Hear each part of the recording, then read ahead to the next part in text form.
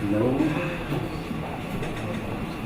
Let's welcome lab colleagues.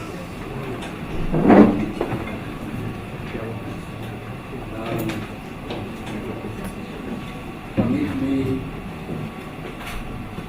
honorable colleagues, distinguished ladies and gentlemen, to welcome the Honorable Minister of Local Government, the Honorable Balaam together with this State Minister, the Honorable Justin Namure. We welcome you together with all the team that you have come with. I also would like to appreciate the colleagues, members of Parliament, that have been able to turn up for this interaction that we are going to have this morning. I welcome our technical teams, both from the Ministry and Parliament of Uganda. I also appreciate the members of the protest that are present here with us. We apologize for the late start of our meeting. Between me and the Minister, we were hoping that we might have been able to chance a bigger room than this one is. So we're taking our time thinking that we will consult Sergeant and get another room, but it's not been possible. So I will request you to endure the little spaces that we have so that we can still deliver for Uganda.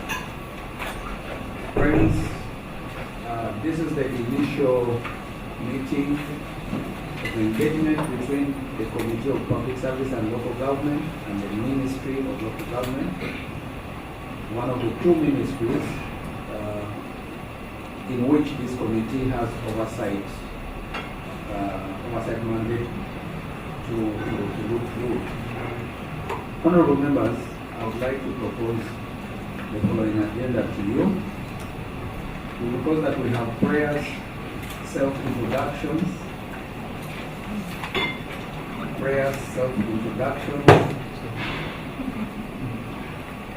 presentation of the mandate, strategic objectives of the ministry and its challenges by the Honorable Minister, matters arising, matters arising is definitely where members are free to come in and discuss, and then responses from the ministry, and then for today we adjourn.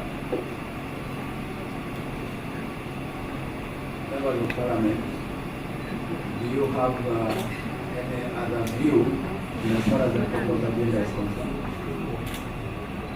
Are you comfortable with it? Okay, Honorable.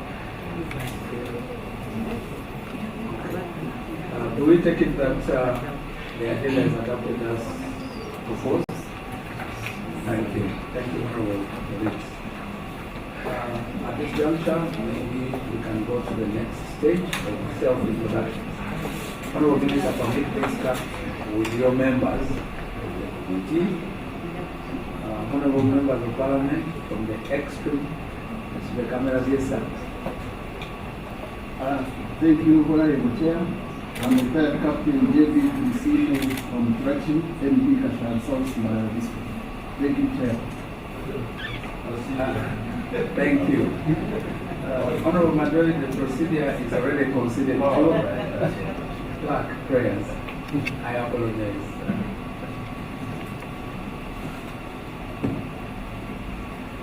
Almighty God, who in your infinite wisdom and providential goodness has appointed the offices of leaders and parliaments for the welfare of society and the just government of humanity, we beseech you to look upon with your abundant favor these your servants, whom you've been pleased to call to the performance of such important trust in this land. Let your blessing descend upon them here assembled, and grant that they may, as in your presence, treat and consider all matters that shall come under their deliberation in so just and faithful a manner as to promote your honor and glory, and to advance the good of those whose interests you have committed to their charge. Amen.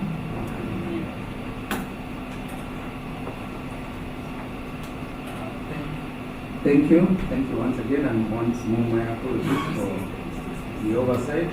Self-introductions, Captain being the commander in the room will lead the way. Sorry, Honorable Chair. I'm retired Captain JB Kusina of Prachi, MP Kashad South, Barada District. Thank you, Chair. Thank you, Chair. Honorable Ministers. Good morning, everyone. I am Indigo Kusina, MP Kashad Thank you. Thank you, Honorable Chair. I'm Doreen Kachari Yulu, my representative of the Anzole District. Thank you, Chair. My name is Mariam Saif, woman member of Parliament in the district. Thank you, Chair. Honorable colleagues, the ministers. Ibrahim Aisu, member of Parliament for Parisa County, the district of Parisa. Thank you. Thank you, Chair, and our guests.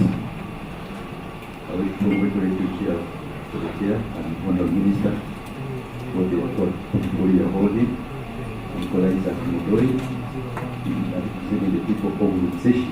Session is really good. Welcome. Good morning, Chair and the ministers, the honorable colleagues. I'm the Member of Parliament for Pania North, and my name is James Owu. Thank you.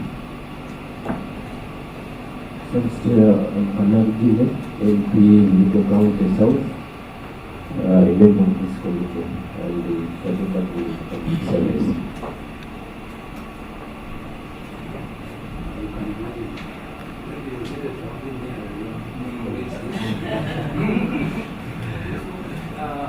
Colleagues, my apologies that some of you are seated at the back side of the room. It's just because of the spaces that we have. Thank you, Chair. Good morning, everybody, honorable members and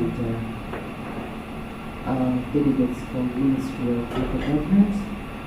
My name is Amaniyo Dravile Shila, the woman representative for the wonderful people of Mukono District, and Shadow Minister, Information, ICT, and Anti-Corruption. I'm here to, as an ex-official, to follow the proceedings. Thank you, Chair, for the opportunity. Honorable Minister, Shadow Minister, you don't have to worry. By virtue of being an MP, you're also a committee. So you're fully welcome.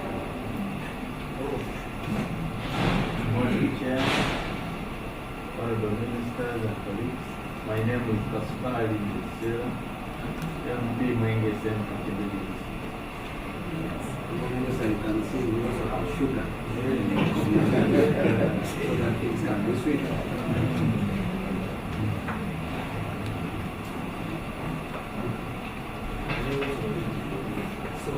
Next we can ask the clerk to the committee and we can continue.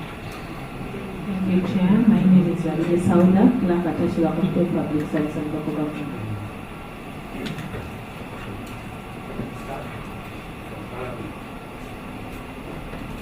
Good morning, Chair and honorable ministers. My name is Anna. I do police analyst from the Office of Legal Government.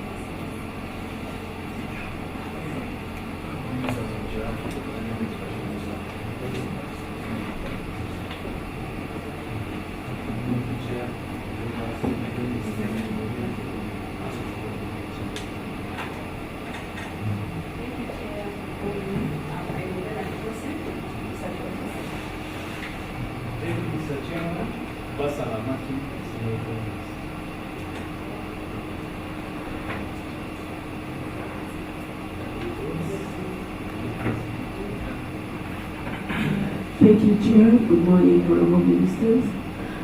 Good morning, colleagues, dear visitors. My name is Rose Sobiga. I'm the woman member of Parliament Irigo and vice chairperson of this committee. Thank you. Thank you, Honorable. My name is Herbert Edmund Ariko, Member of Parliament, Wayne County in Soweto District.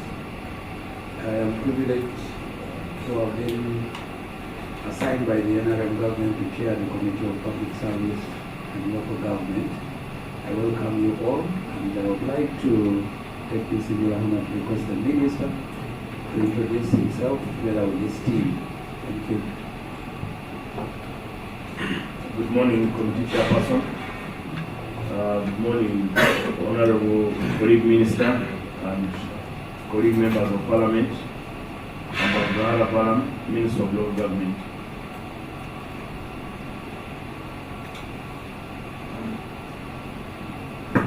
Good morning, Mr. Chair, the Vice, and honorable colleagues on this committee.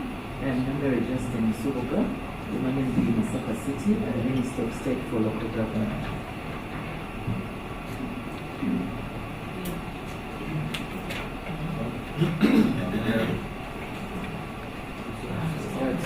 Honorable Chair and honorable members and honorable ministers, I'm Ben Kumanya, Permanent Secretary of Ministry of Local.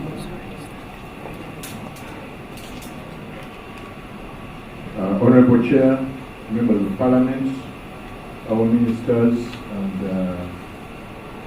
everyone here. Good morning.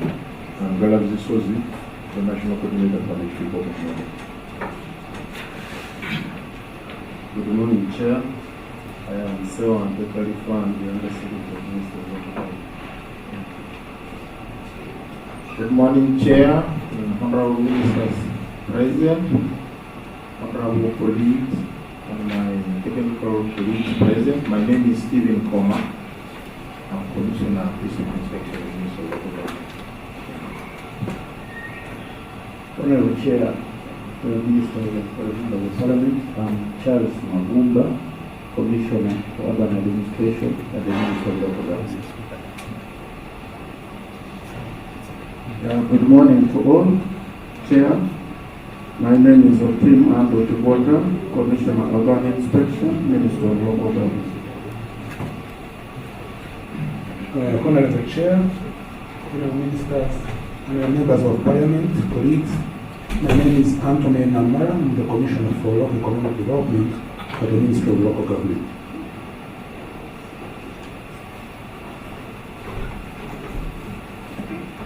Good morning, Honorable Chair, members, honorable ministers. My name is Noaga Odensa, Principal Assistant Secretary of the Ministry of Local Government.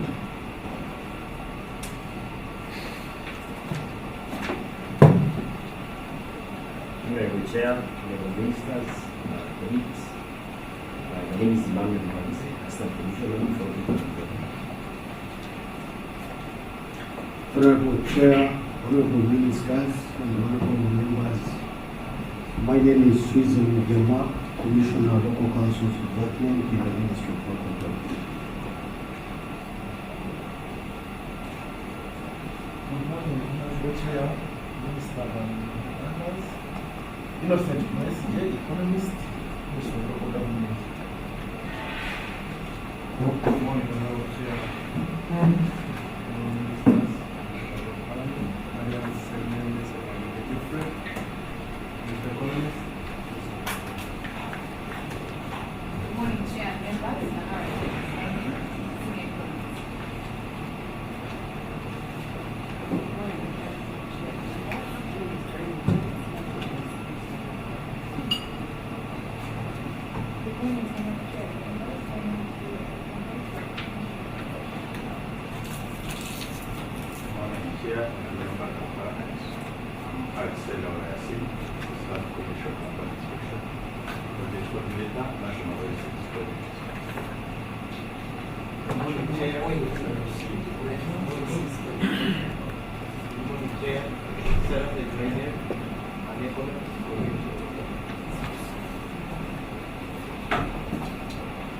Good morning, Chair, ministers, members of parliament, and my colleagues from the ministry. My name is Secretary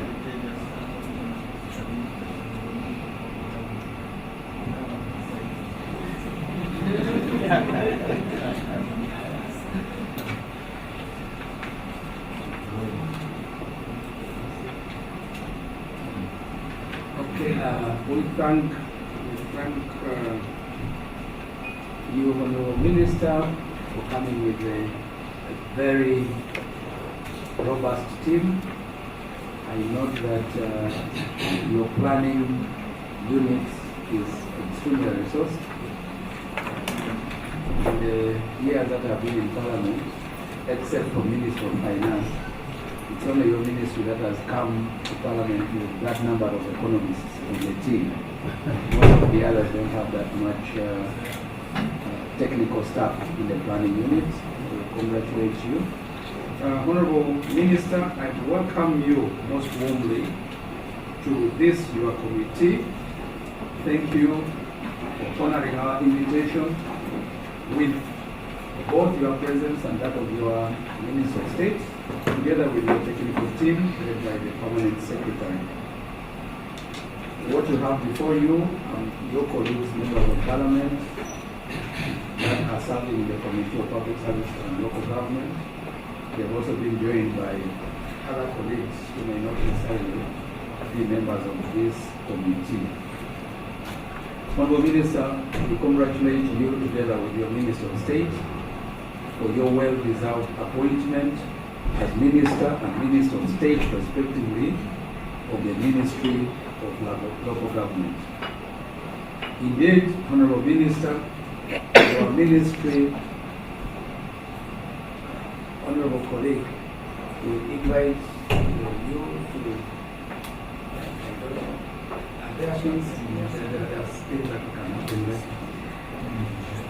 your ministry is one that is at the pinnacle of the socio-economic transformation of this country. Because the presence of the government before the ordinary citizen of Uganda is denoted by the presence of a local government administration right from the village, parish, sub-county, and district level, or cell, ward, division, or municipality, and or city, for that matter. We therefore would like to congratulate you because as a ministry, we have seen you present and active. In the countryside, you have chosen not to domicile local governance as the headquarters and the center in Kampala, but you have taken it down the areas where our citizens are, and we want to appreciate your dynamism and zeal. Your ministry plays a critical role in supporting the Uganda decentralization system by providing policy guidance, coordination, monitoring, and support to our local governments. Your effectiveness, therefore, directly affects the quality of the public services delivered to the citizens at district, city, municipal, town council, and all sub-county levels. We therefore hope that your presentation to this committee will focus on the issues to do with your mandate, strategic priorities, available resources, limitations in as far as resourcing is concerned, and all other aspects that will be able to contribute to effective, accountable, and equitable service delivery. Honorable Minister, as a committee, it is our initial interaction with you. We may not expect that you will exhaustively present on all aspects to do with the projects in the ministry in this initial meeting, but we will be most pleased when you appraise the committee on whether or not the local governments have adequate powers, resources, institutional capacity to effectively perform their assigned functions. We will also be happy to hear from you in terms of the adequacy, timelines, predictability of transfers of resources to local governments, as well as the capacity of local governments to mobilize their own revenue. I am sure that you may be able to comment on staffing issues, especially as far as recruitment, retention, and capacity development of local government personnel. Honorable Minister, I know that you are passionate about service delivery. Needless to say, I'm sure you're going to make a comment on that. Like it has been mentioned, your ministry has been championing the local economic development of this country. We believe that you will be able to make a statement to this committee in as far as that is concerned. Honorable Minister, I believe that amongst others will be talked up by your own sharing with your committee about your experience in the field. I know that from the time you were sworn in and assumed the office, you together with your Minister of State keep the road running. And we have seen and watched on the television your presence in the districts, in the cities, and in the countryside. Your committee will be most pleased to hear from you an appraisal of the first phase of your engagement in terms of ridding the country of corruption, improving service delivery, and ensuring accountable and transparent service delivery. Honorable Minister, I would like to thank you so very much for the fact that you have accorded this meeting an opportunity to engage with the ministry, because you had already indicated to me that by today you would be in the field. You had hoped that we could have met yesterday, but because it collided with your invitation to Public Accounts Committee, local government, it wasn't able to happen. I was worried that you might have been in the field by this morning, but you are here. I appreciate you. Be rest assured of the commitment of this committee to support you by way of policy, advocacy, legislative support, and resource provision in as far as the mandate of Parliament is concerned. This is your committee. Our role is not to focus on highlighting your weaknesses. Our role is not to judge and castigate you. We must be a committee that carries out proactive oversight that seeks to notice the gaps and therefore forge a way forward to support the ministry to deliver on its mandate. I therefore invite you, like you are in your other life, to be free, to be available, and to openly engage with your committee whenever need is.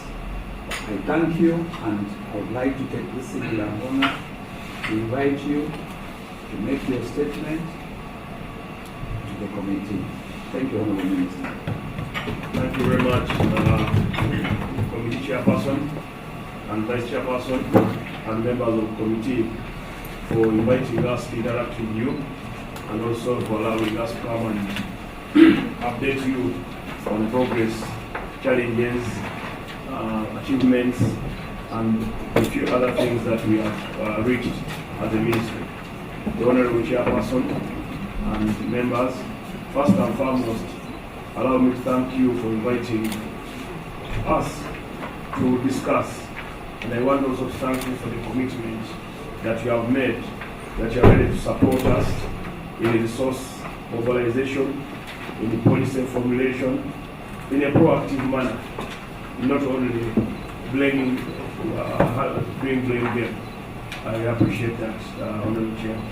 And in a special, I would like to thank the Chairman for honoring our invitation for the Leaders Orientation event that was presented over by Her Excellency, the Vice President, recently at Imperial Royal Hotel, where we discussed a wide range of matters and where we retaliated the President's directive of zero tolerance to corruption of no more sleep, of no more quietness.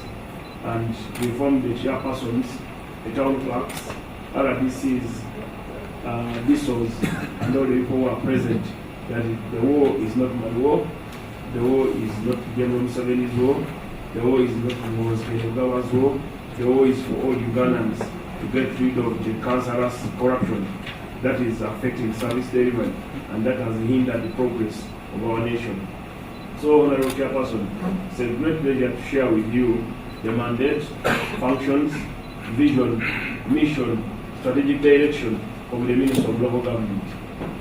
This briefly has been realigned to provide the committee with a consensus view of the Ministry's mandate, institutional setup, 2025 financial year 2025-2026 fiscal and the fiscal performance, strategic direction, securities and funding requirement of financial year 2026-2027.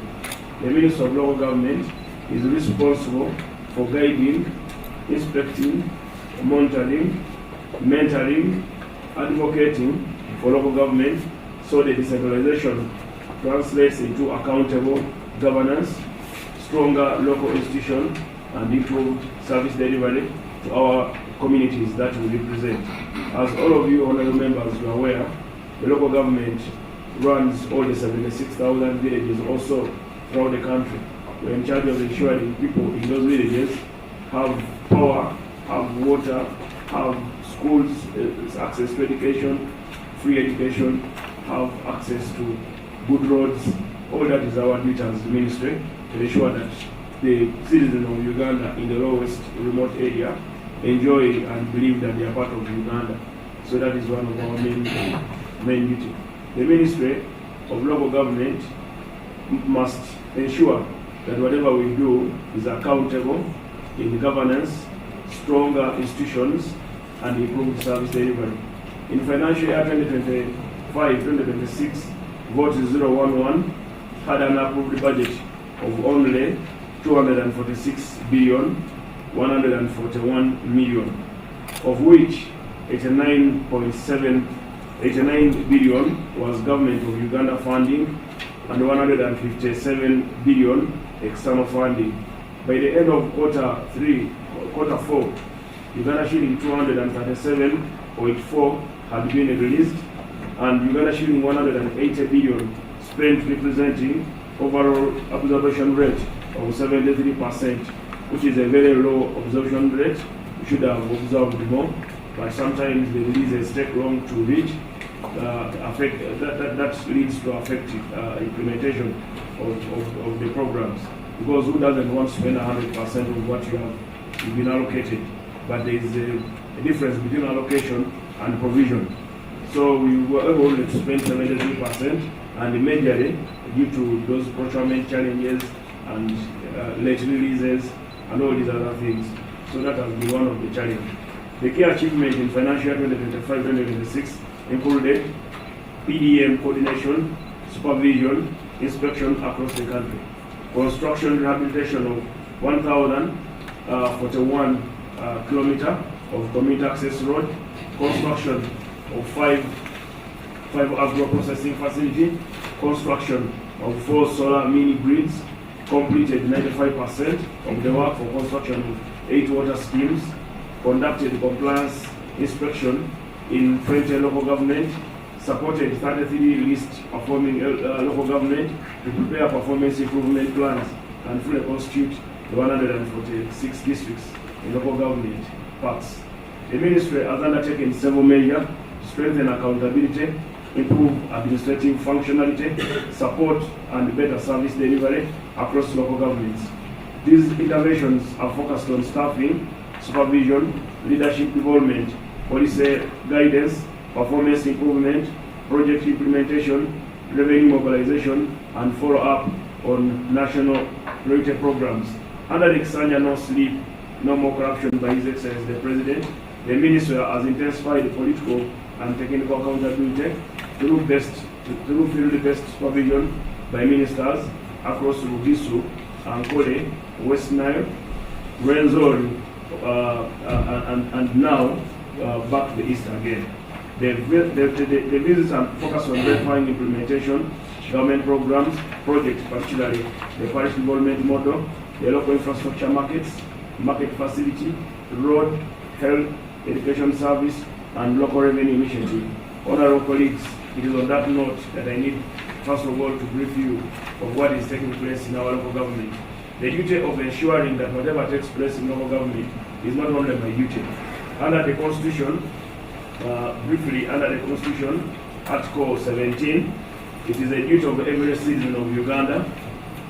It is a duty of every citizen of Uganda in subsection D to protect and preserve public property. Under I, to combat corruption and the misuse of wastage of public property.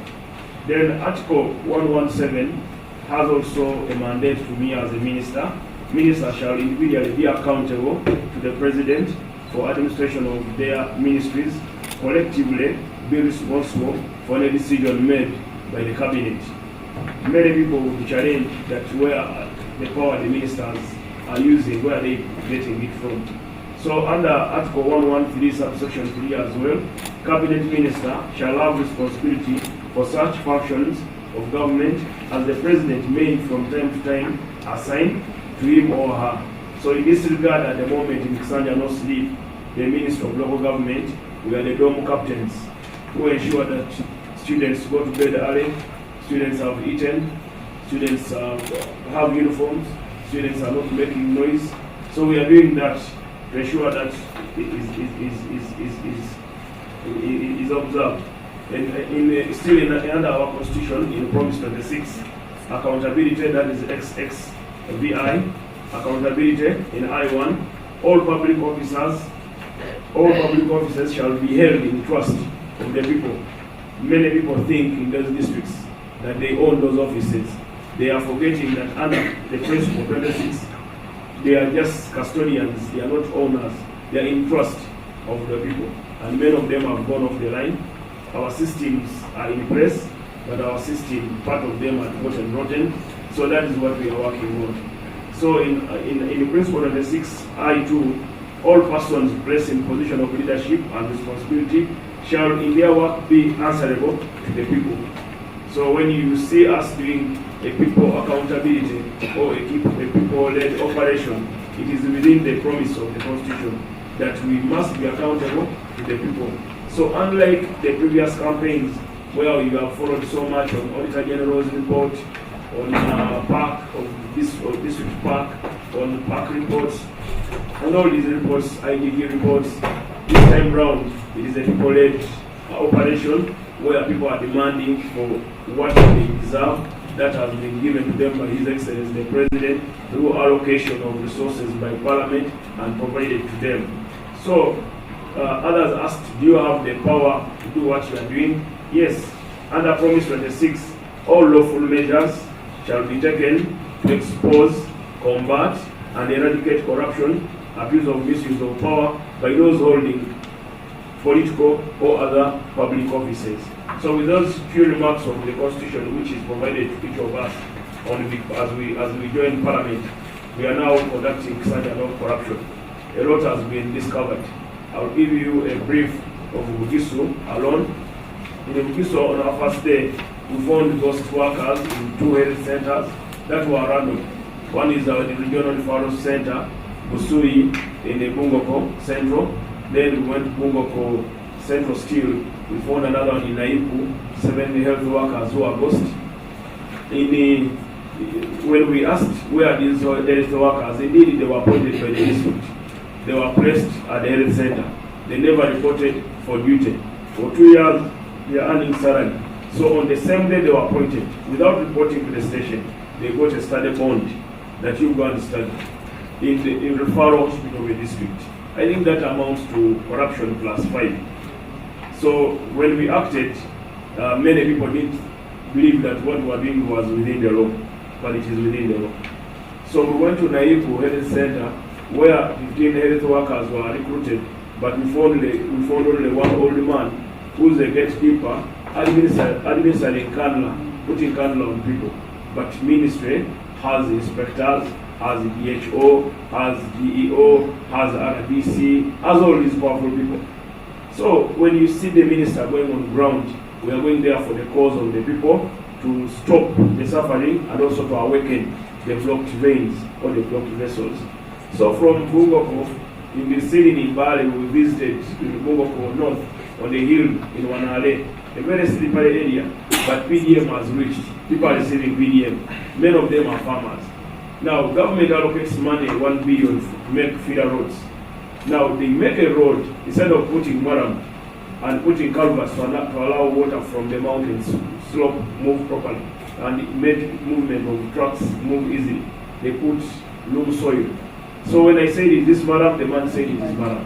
I called him Honorable Biamkama, send the big technocrats from Kampala. Let's do lab samples. We did lab samples, took 5 days. I was still in the same region. The list came out and they said 0 component of maram. But now, such people would say, you are mishandling us. As we were leaving Dabumali, our car had to sleep off. I remember I saw Honorable Namere asking the bodyguards to hold her instead of bodyguards holding their guns. She almost fell, I think, 5 times. So, I mean, those are some of the challenges now for Namere, who's young. They are elderly people who are living in the mountains, 70, 80. What are those people doing? How do they survive? So why do we subject Ugandans to second season, not first season of Uganda? So when you see us fighting on, it is not our fight.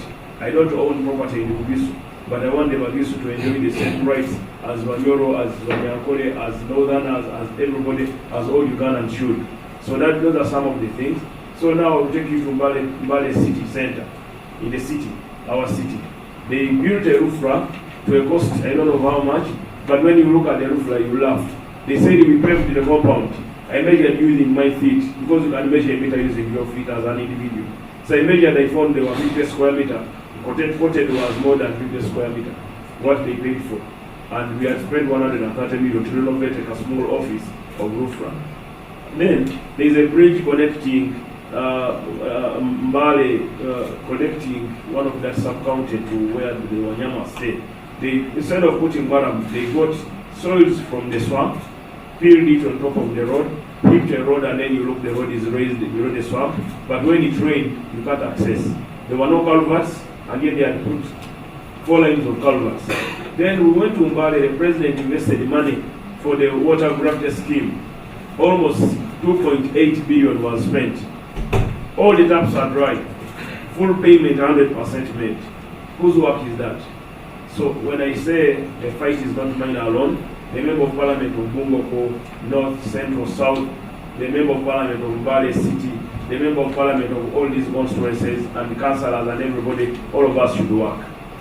So, never put culverts, but you're spending 100 million on a road.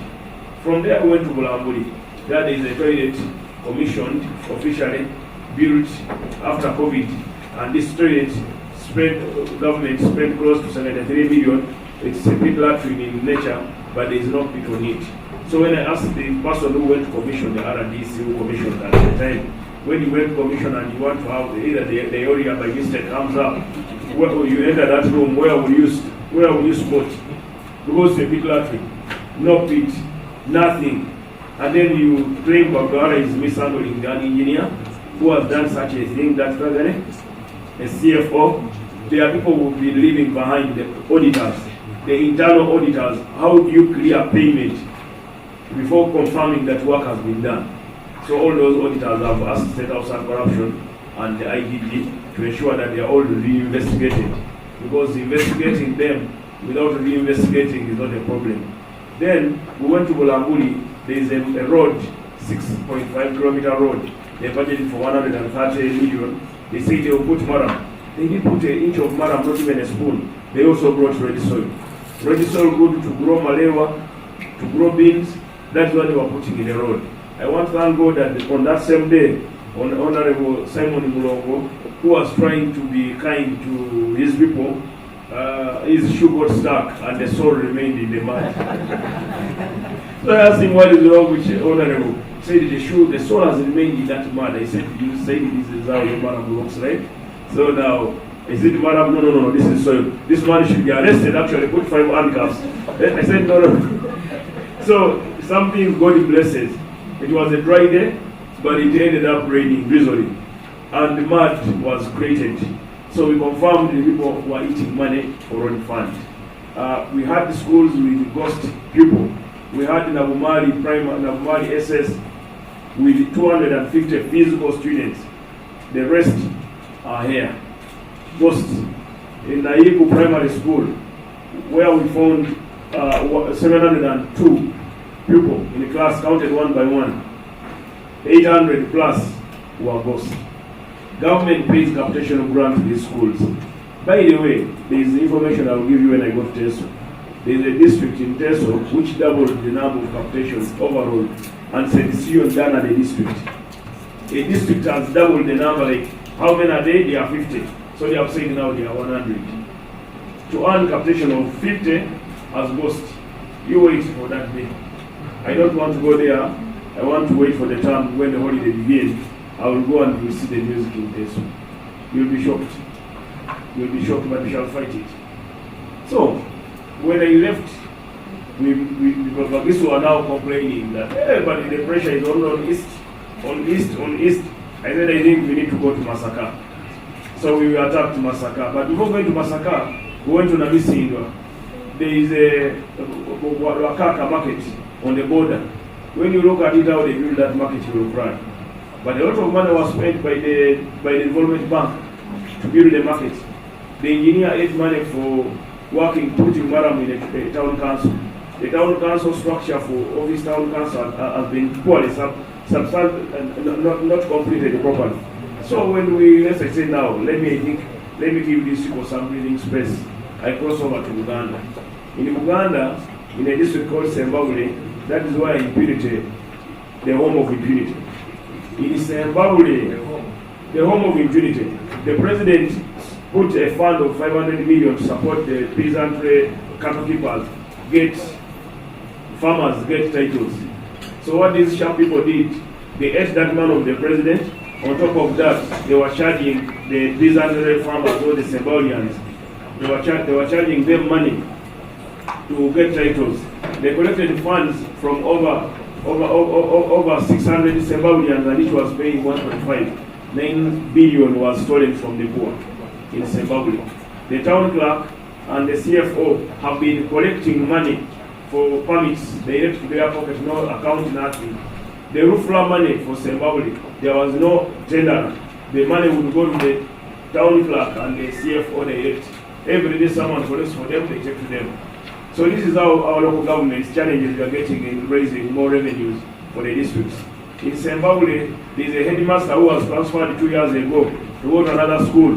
He refused to hand over.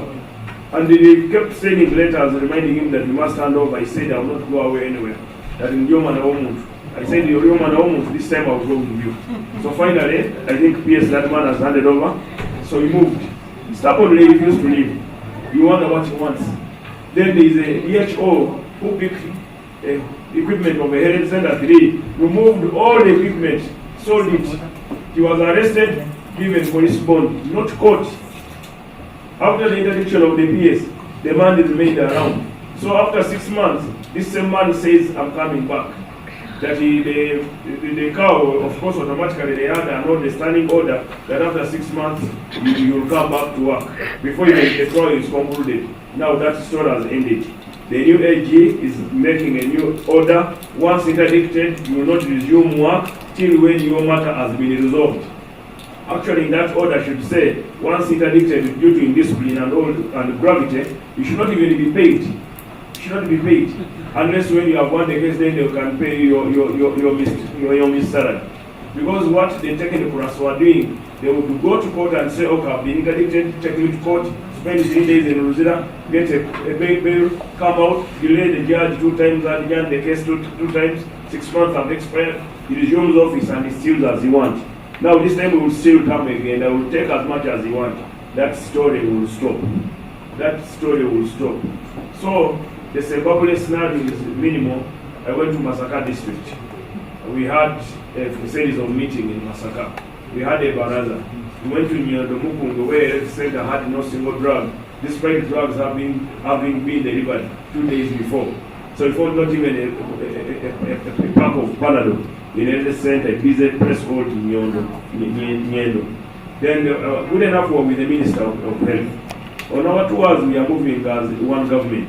Minister of Health joins us, Minister of Work sends a team, State House and Corruption, we have the lawyers, we have CID, we are guided with our action. So when I see people talking much, thinking we are breaking the law, there is no law we are breaking, but we are touching what pains them. Some of them have relatives who have been touched. I'm really sorry, some of you and us and I, we have relatives whom we are touching. But that can't be livelihood. Being accountable, being a professional, being an engineer, doctor, professional, it doesn't exonerate you from being handled when you mismanage state powers, or when you mismanage state resources, or when you squander money. People are sitting in a systematic way sharing. Is this Uganda we need? So there is a district I want to credit is Masaka district, where we never found any small problem. The only problem is the thieves have connived and made titles on forestry land, NFA land, 700 titles. So they have cut trees, the original indigenous tree that would give us rain. Now they have planted the pines. They are encroaching and no one has accounted how many timber was collected, how much was taken. So that's the only challenge in Masaka district. So when it comes to rating, I said, let me go and see these well-rated districts in Ankole. So I said, let me go to Ankole. He said, you will not go to Ankole. You're just disturbing those people. They are disturbing Baganda, Istana. They can't go to Ankole. Ankole, there the jazz was different. 16 interdicted day one in embarrassing. Next day, senior, rated number one in performance, but it's zero performance. No mattresses in hospitals. There are beds, no mattresses. There's even a district I went to yesterday, that was Moyo. The DHO bought mattresses and put in the hospital when I was visiting.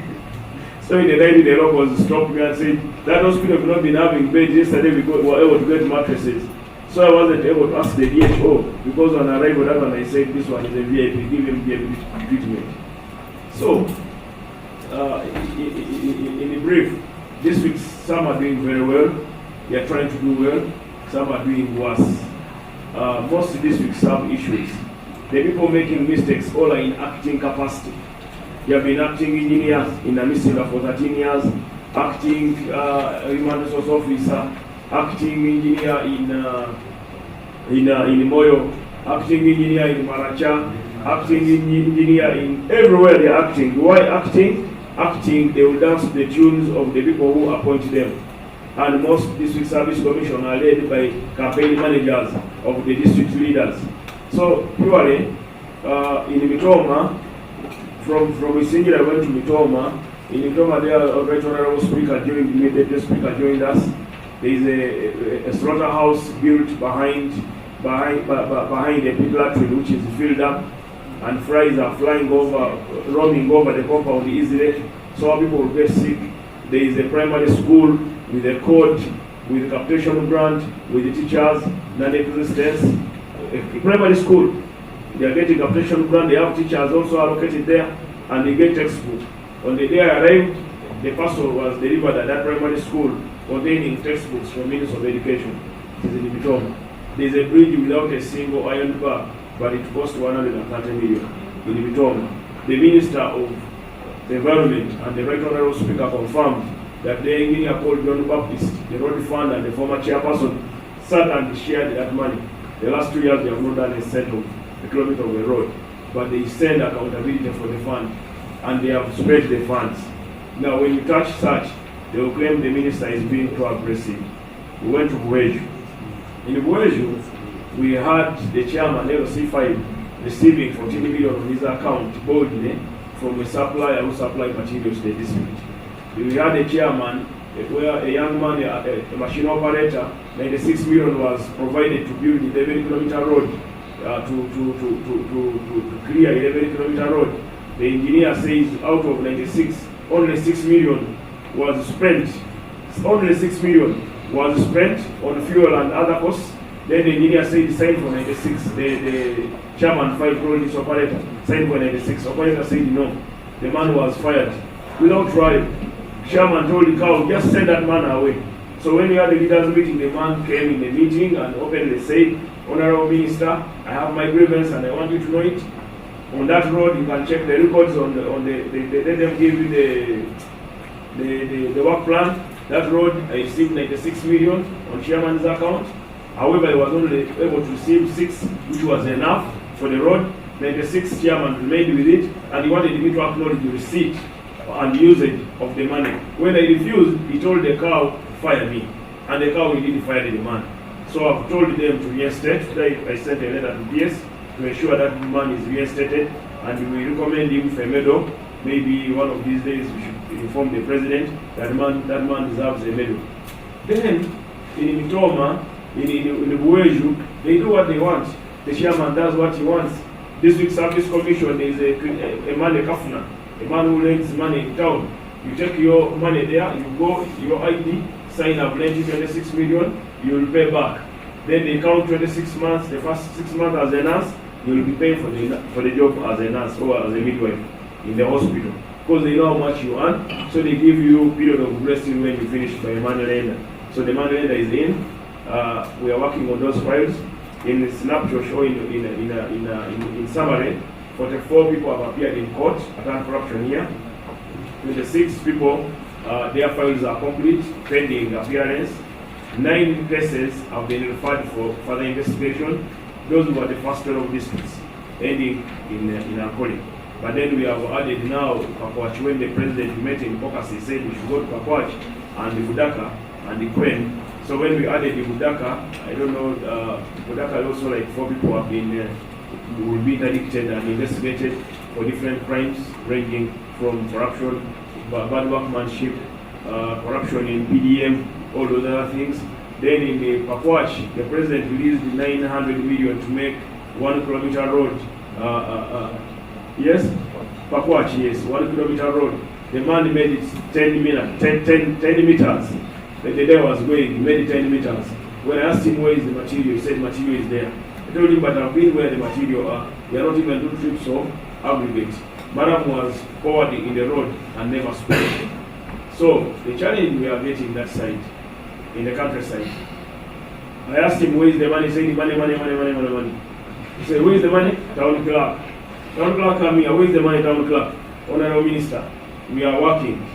Where material? Honorable Minister, 500 went to material. Where is the material? Honorable Minister, how much money do you have? Honorable Minister, we have 12 million. I said, now, do these ones deserve to be VIPs?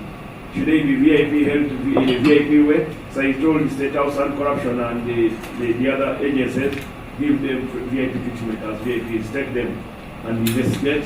If they have cases, let the BP sanction.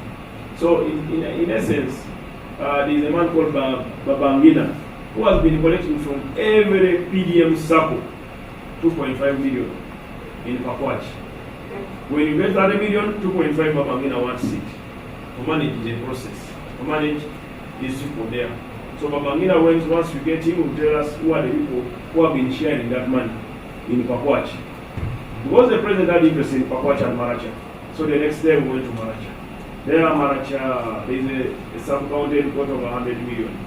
There is a toilet of 20 million. But when you look at it, when I held the column, the stones were falling off, peeling off. But there's an engineer, the district engineer called Albert, who supervised the bridge, workmanship, who are done, and other cases. So in Maracha, there is a school of 2,200 receiving capitation grant of 2,000. But out of that, when we counted the actual number in class and the actual number of examination papers present on the day, because I counted. Because you see, smartly in Maracha, they told students not come on Friday, come back on Monday when the minister has gone. So I found the school empty. But stupidly, they were remaining in class marking. Because after exam, you remain marking. So I asked the headmaster, how many students do we have? 2,200, Honorable Minister. Oh, very good. So how many have started exam? About 2,100. Okay. Give me the total for P1 here. So I get a P1 teacher. Ask him, sir, how many students do you have? 200. I said, okay. So which paper is this? This is mathematics. Let me count the papers. 100. Matching with the informer's information. But the teacher said 200. They had been coached. Then I say, where is the inspector of reports report? They bring a form signed by the inspector of report, 2,200. When I arrest the inspector say, Honorable, let me tell you the truth. Honorable, forgive me, let me tell you the truth. But the truth is known.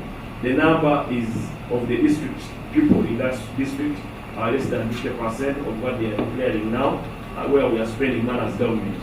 Instead of government paying 20,000 per student, government should be paying now 40, because the number becomes less and we have more money to support our UPE people.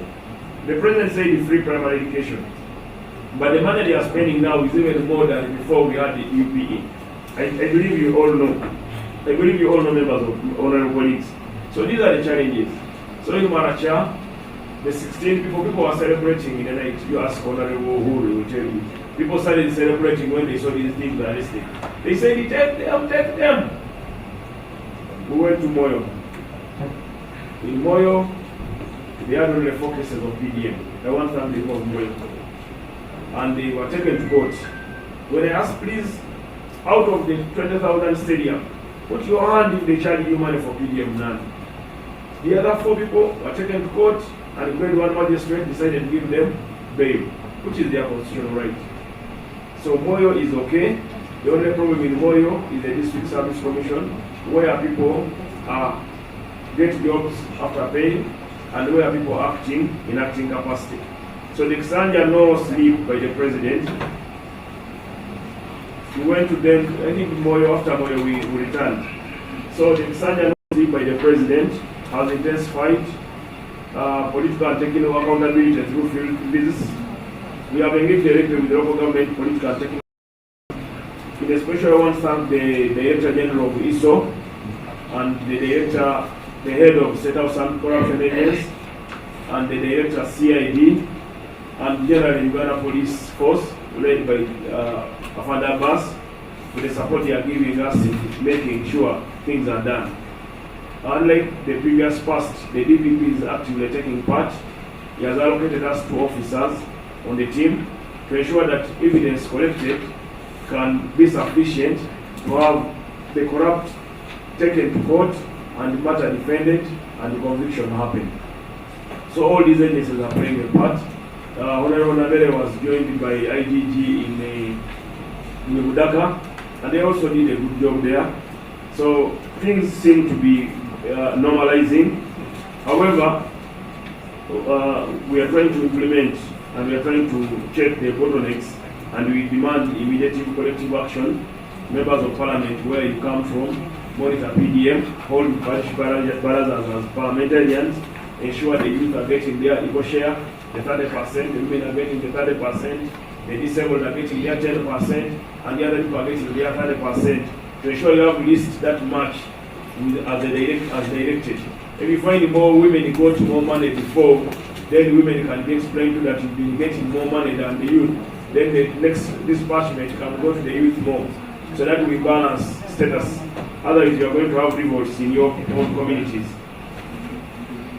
As I almost conclude, we also held an important meeting, high-level meeting, presided over by the president, attended by your chair. Focus was presidential directive on exposing and eliminating corruption in Uganda. The meeting went well. Probably I know the chairman briefed all of you. The minister is taking additional steps to strengthen accountability.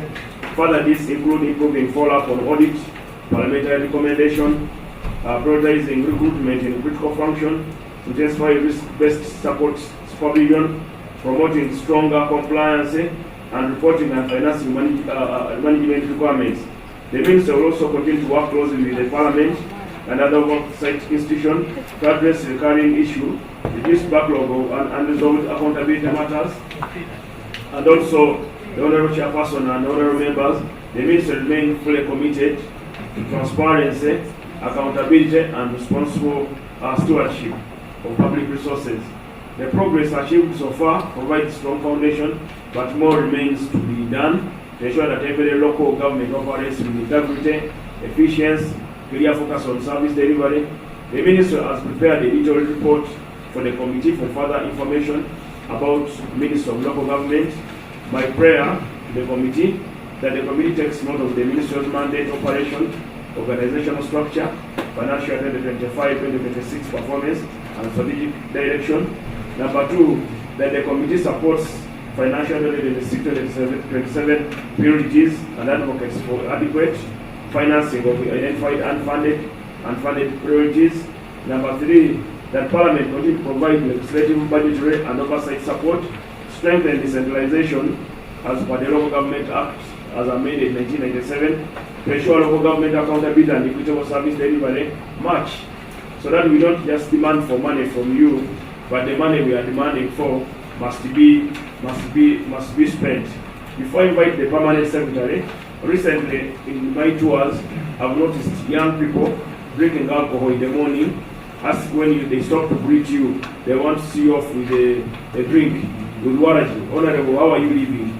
I feel it is important that we strengthen transparency, public accountability, community productivity, and responsible regulation of alcohol and betting activities in local government. It is on that note that as a minister, I guided and noted that needed to strengthen transparency and accountability in local governments and councils, also supporting local authorities, security agencies, and other competent authorities in addressing practices that undermine community productivity, public order, and welfare of young people. Accordingly, in pursuant to the Constitution of the Republic of Uganda, 1995, the Local Government Act, Cap 138, the Trade Licensing Act, Cap 10176, as applicable, the Rotary and Gaming Act, 2016, as amended, applicable local government ordinances, and by laws and other relevant laws and regulations, all LC chairpersons and city mayors and council speakers are hereby called upon to implement the following measures with the respective jurisdiction. So I requested this report to prepare and improve transparency by allowing the press, the same way you have allowed the press to attend the committee sitting. Some places like Isenyo, they had banned the journalists from their council sittings. The reason for that, to be able to share whatever is brought, sent by PS Kumumanya to them, they share without any leakage. So that's what they did. So I've told them they must allow, the Constitution allows free access to information, and the Constitution allows freedom of speech. Then public display of approved budgets and work plans. Work plans for the roads to be done should be put at the district notes board, so that people know this road will be done in this financial year. 10 kilometers with the 5 culverts, with 10 lines of this, with the gravel or without maram, or with maram. Let people know. So 2, protection of children and persons under 18 years from alcohol. I felt it is important as our oversight committee.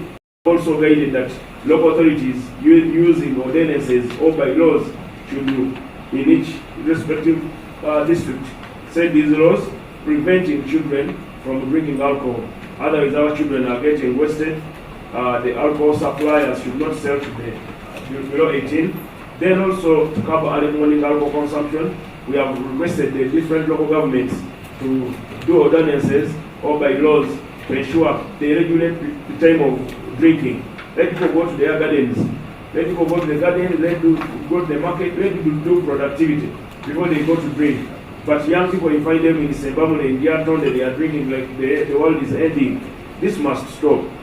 Then operating hours for bars, Marwa Joint and other local outlets. I'm making consultative meeting. I had a meeting in Chiliandongo of the Parliament of Marwa drinkers. For them, they endorsed my proposals, and now it's upon Chiliandongo district leaders to pass the law, so that they can drink at 3 p.m. till morning if they wish. Then on Saturday and Sunday, it is their freedom to do what they want. We don't touch them. But Monday to Friday, people should not drink.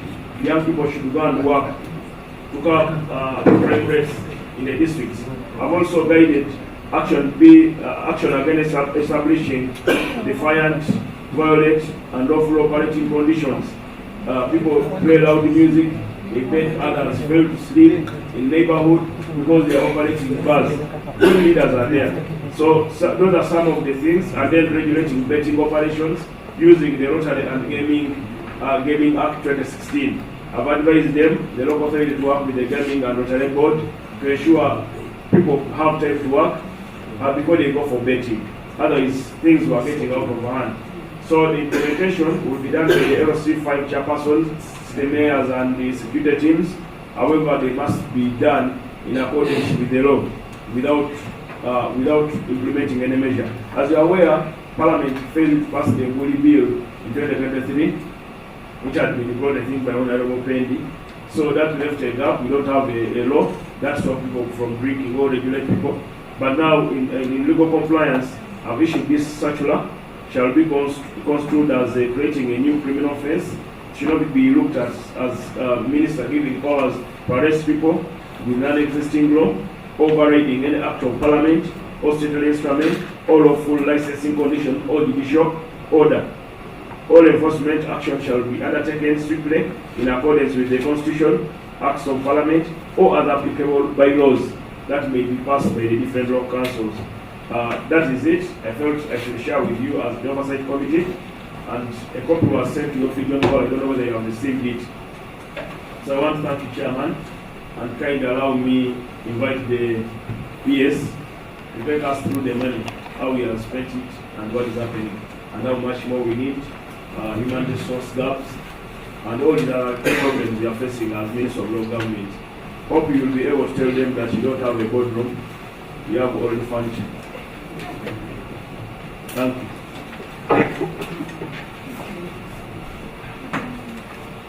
Thank you very much, Honorable Minister, Honorable Chair, and members.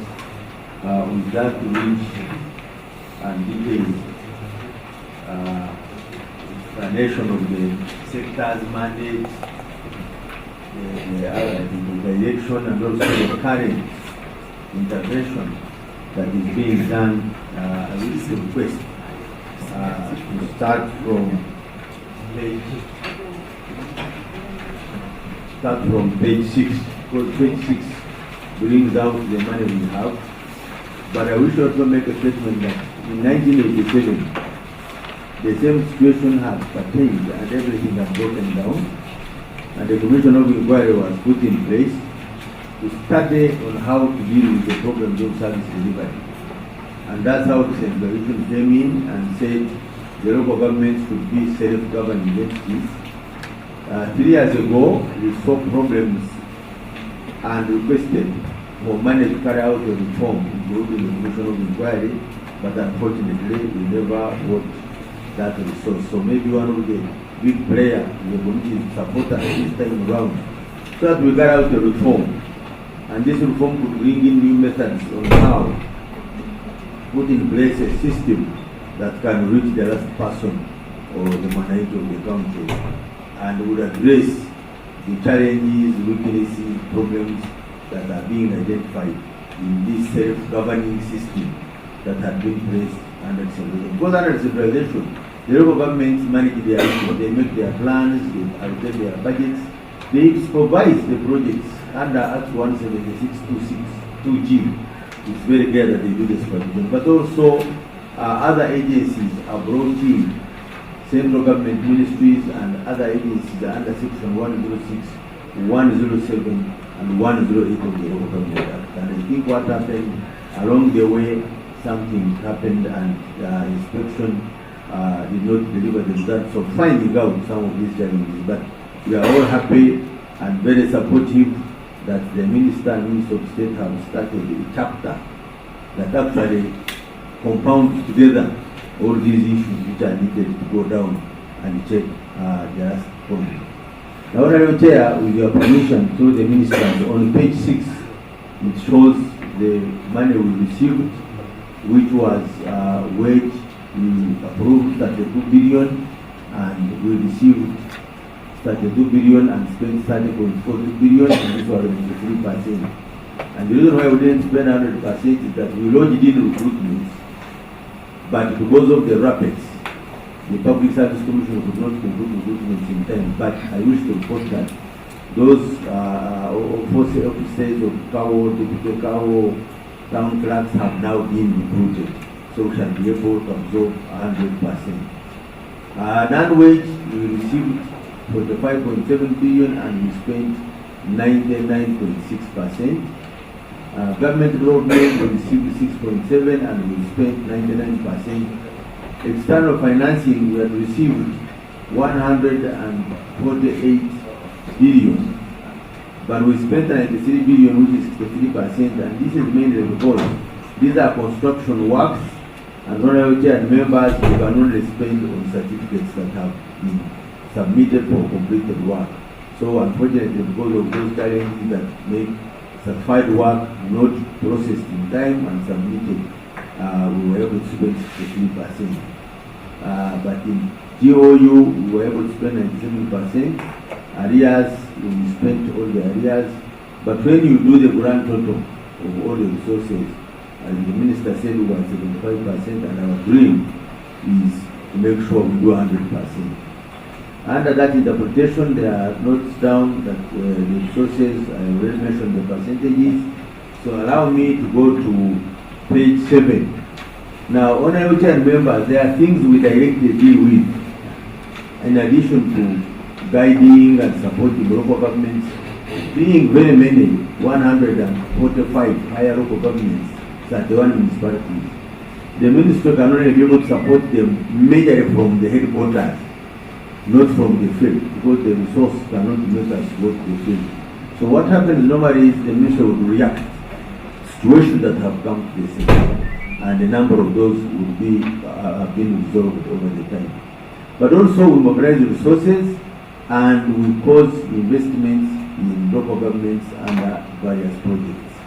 So we are implementing a project, National Road Seed Project, where currently 991 kilometers of community access roads have been constructed there in the 81 local governments. So these roads are owned, the district under this project. These roads are visible, and that one has been done with the ministry together with the local governments.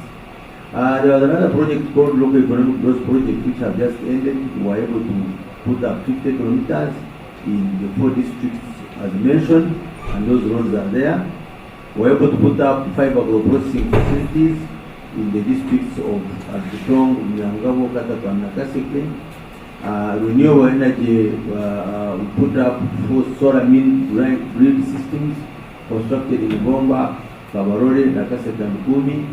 I have been able to visit Gomba in the place called Kariamohoro, where there is a wind grid system supporting the dairy plant, but also supporting 50 houses, and see deep inside the village, lighting is on, and people have been supported. Also, the side project in Kumi and a number of them. We have been able to do 8 schemes under water infrastructure, and another project, road development project in 9 districts in the northern region, 3 in Teso, 3 in Lango, and 3 in Acholi. We have been able to design 324 kilometers of environmentally assessed roads, but also contracts for 139 kilometers have already been awarded and work has started. Under the same project, markets are being evaluated in those districts, Gabo, Padel, Ramo, and the rest. Then we have been able to do a number of issues like urban compliance. You saw recently when we issued an order on trade order, and across the country a number of local governments have cleaned up the trading centers, the towns. This comes out of processing policy guidance, and then we release that one and we do support to make sure it happens. We have seen the national cleaning date, we have patterned with everybody, and we pass through the first cleaning and maintenance is the second one. Under performance, we have been following the performance system on and members where after the results are out, those who have performed poorly, the ministry will support them because the idea is the people. The performance, poor performance will be caused by the actors. So when you leave it, you are not helping the people. So we move in, do plans together with those local governments, and we supported 33.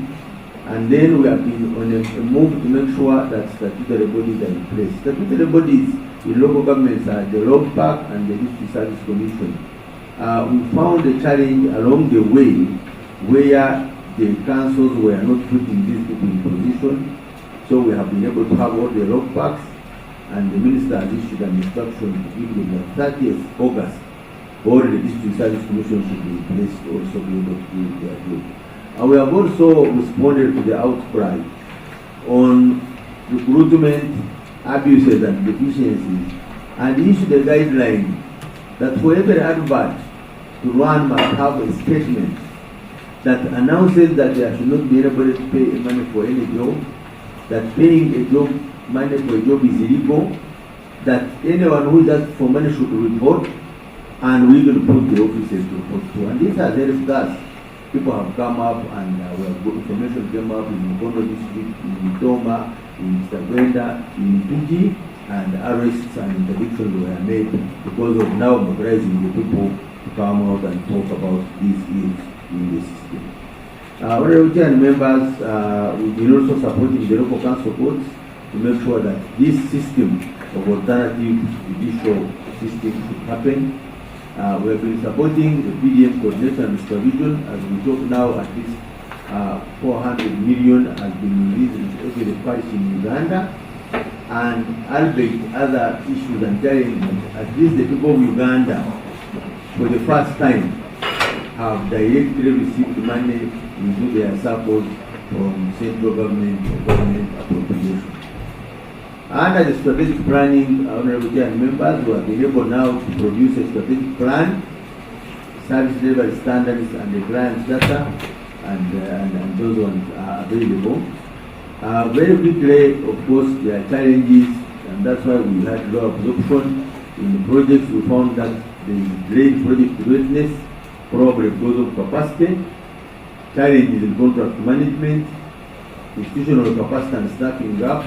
I think the chair mentioned about it. Local revenue remains very weak, and there is also rapid urbanization that has a lot of challenges. I wish to comment on our chair and member that the staffing is beyond our control. We have made price about increasing the wage bill, and since you are in charge of this ministry and the Ministry of Public Service, we appeal. You bring it to their attention because they are acting because we are told there is no wage bill. 3 years ago, I was able to engage, and I was given at least resources required for heads of departments. But there is an outcry there, and we can submit this report, the assessment. So we appeal. You help us, otherwise the wage bill deficit is beyond our control. The determining of the envelope or the ceiling is done by Ministry of Public Service and Ministry of Finance, not Ministry of Local Government. Honorable Chair members, very quickly, what are our strategic deliverables that we are looking at going forward?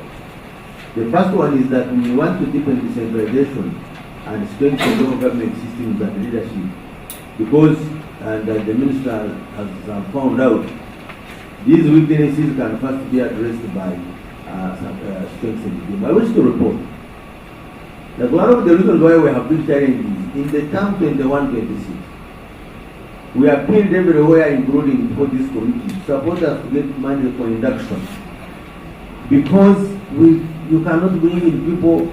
70% of leaders, they come new and we don't induct them. But Honorable Chair and members, that was beyond our power, because we get an envelope and we put it to get this money. I remember I would present and say, if Parliament spent a weekend in Peyo Royal and the Cabinet spent 2 days in Bororo, why would they not give us money for the local council? I wish to report like if now this time we are lucky we have got the money. But I wish to report that this year out of 135 district chairpersons, only 47 came back. So it means the 98 are new and fresh. Similarly, the numbers were as big as those in the last. So it was a big challenge, and I think it can account partly on some of the glaring mistakes that have been done under the stewardship of the local government political leadership. Because the Constitution says they are in charge of all those issues. Section 13, subsection 12 bestows a lot of powers over the district chairperson and the city government. But with kind of these challenges, to a big problem. But also, I remember there was an issue that these leaders cannot even be able to go and do supervision. So what we did as a ministry, we organized resources and got motorcycles for every LC. So at the institutional building, we thought and knew we had solved the problem. Now last year, we made sure we got money and provided a pickup for each district chair, city mayor, municipal mayor, and city division mayor. Meaning that the issue of transport is no longer a question. of being able to reach where service delivery is taking place. Honorable Chair and members, our strategic directive number 2 is to strengthen and enhance local economic development, and this is going to be done by strengthening our rate department. It is the newest department in the ministry, and so far what has been happening is that we have created committees in every district, which is called Local Economic Development and Investment Committee, to be able to analyze how local economic development can be done. Our objective number 4 is to enhance contribution of local revenue to local government budgets. We start and thought that one of the ways to help local governments is to support local revenue generation, mobilization and management through e-systems. And as a result, our local governments, especially the urban, have already proved that if you support them, you get results. I can report that we have seen some urban local governments liberating themselves by procuring new equipment, caterpillars, graders, water bowsers, which is coming out from our objective of supporting local revenue. Yes, so and even some of the town councils have put up a number of things. The other one is strengthen institutional and policy coordination for effective governance. One challenge that we got was concentrate on governance systems, institutional building, than accountability, because the assumption was that there are agencies available to deal with accountability issues. But this drive has shown that it is a whole set. You can't do one and leave the other. You must make sure that you do all to be able to get out of those. Honorable Chair and members, we have aligned a number of activities on page 10 in line with the National Road and Transport Program. I don't think I should go through them. Each is really talking to the NTP program.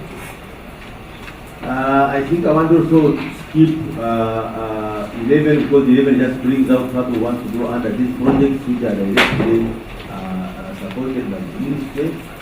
So if you allow, Chair, I want to go to page 15, because a number of details were given by the Honorable Minister on the challenges, on the issues. So I want to go to page 15 to inform you that there are a number of strategic areas that we need support. We are happy with your support.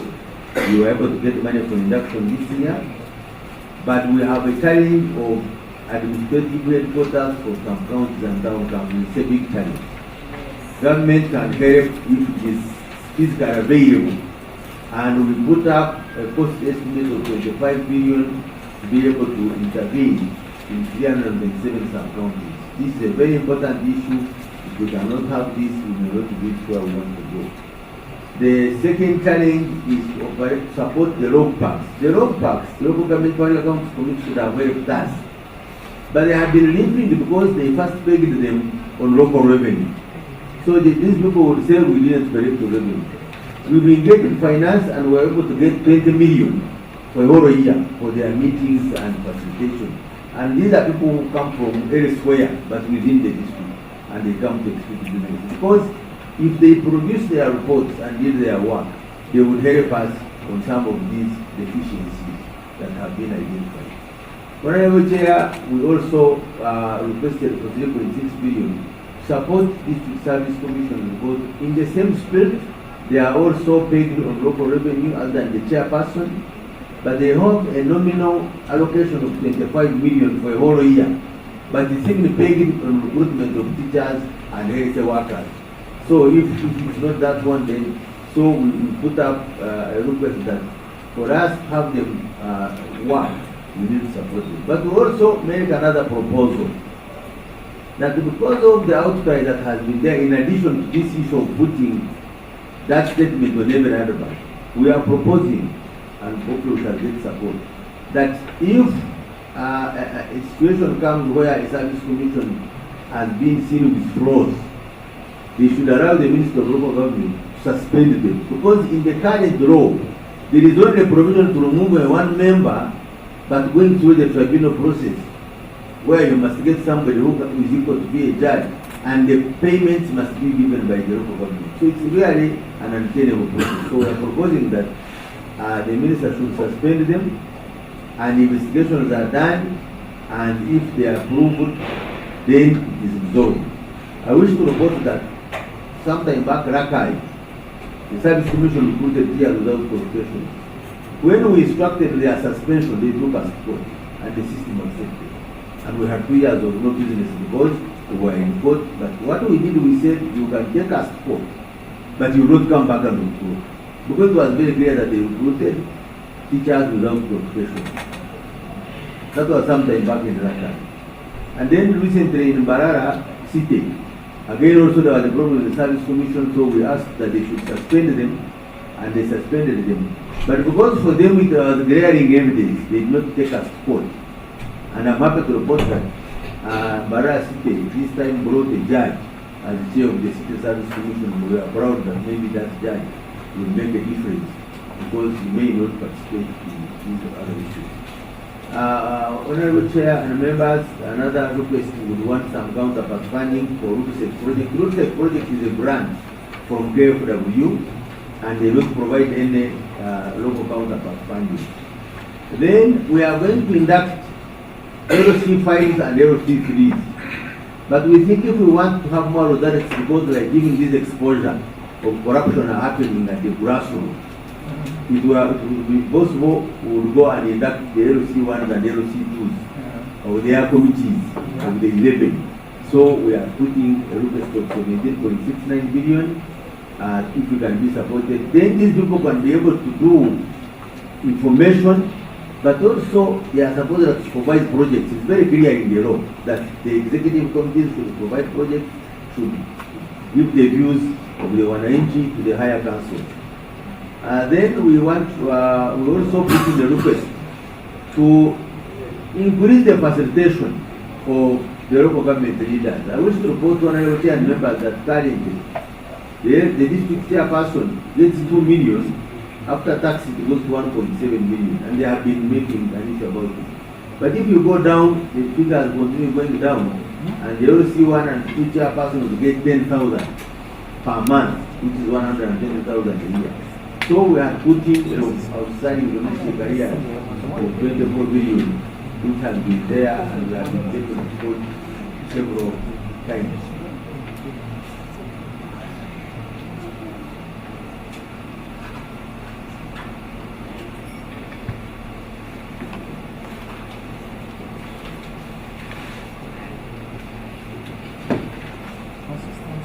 Honorable Chair, the Minister of State was reminding me, but we can produce the detail which was proposed, but it hasn't been approved. It was just a proposal of the breakdown of the proposed instruments from the chairman, LC5, member of executive.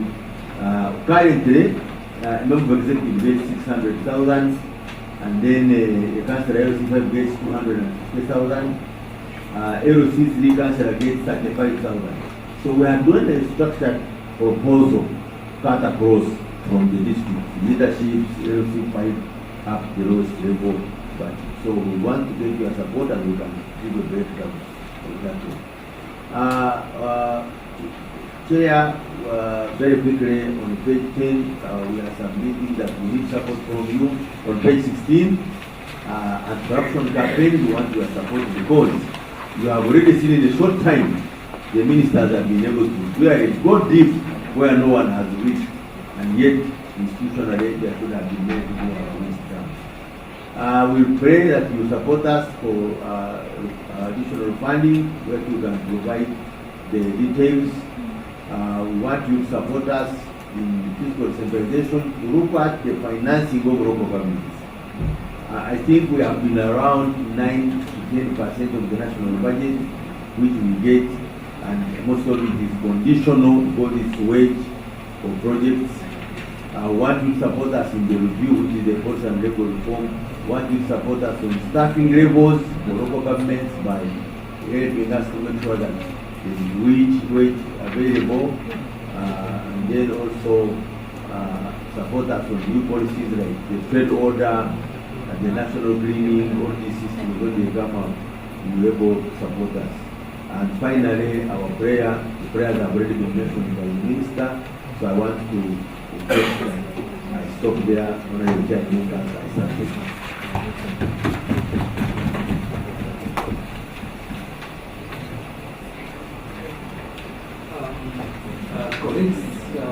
need to thank the Permanent Secretary, the Honorable Minister,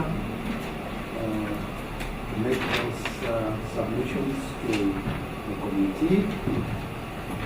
I would like to request, I think, 1 or 2 members of Parliament join the committee when we were already underway. Would you like to introduce yourself, Honorable colleague?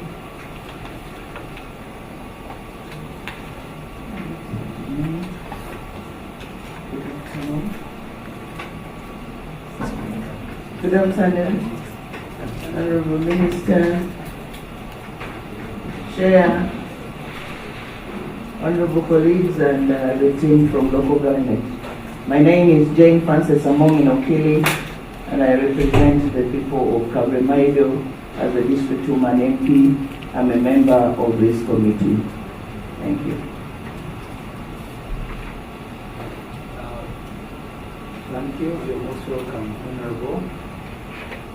Colleagues, it's about your time. I should have loved if the minister were here there is a minister of state. I just coming with what, yes, that's what I'm saying. You are only anticipating what I wanted to say. I hadn't yet said it. Yeah, but nonetheless, it's only but fair before we take on as a committee.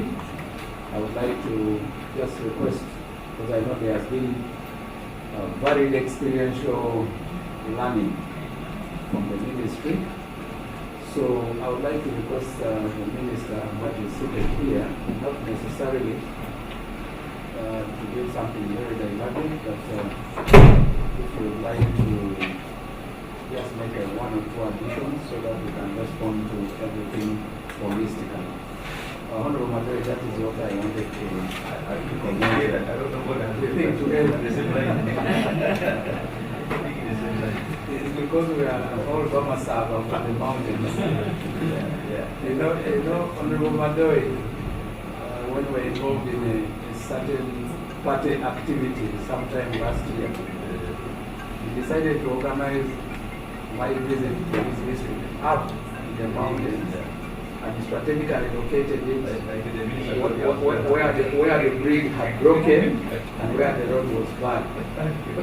So when I got stuck in the way and they had to push the car, in his opening remarks he says, I wanted you to experience what it feels like to come to my place so that when you go to Parliament, you help us speak about that bridge.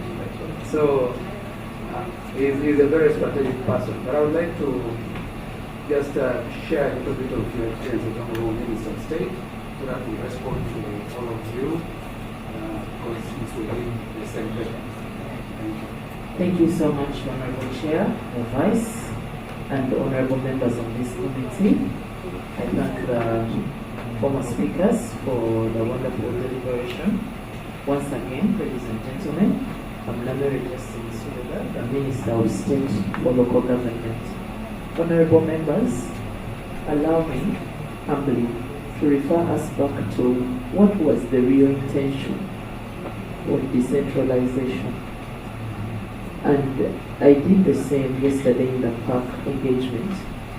It's very important as Ugandans and as leaders, especially those of us in Parliament and Cabinet that are charged with the oversight role, to always ask ourselves what was the real intention of local governments, of decentralization.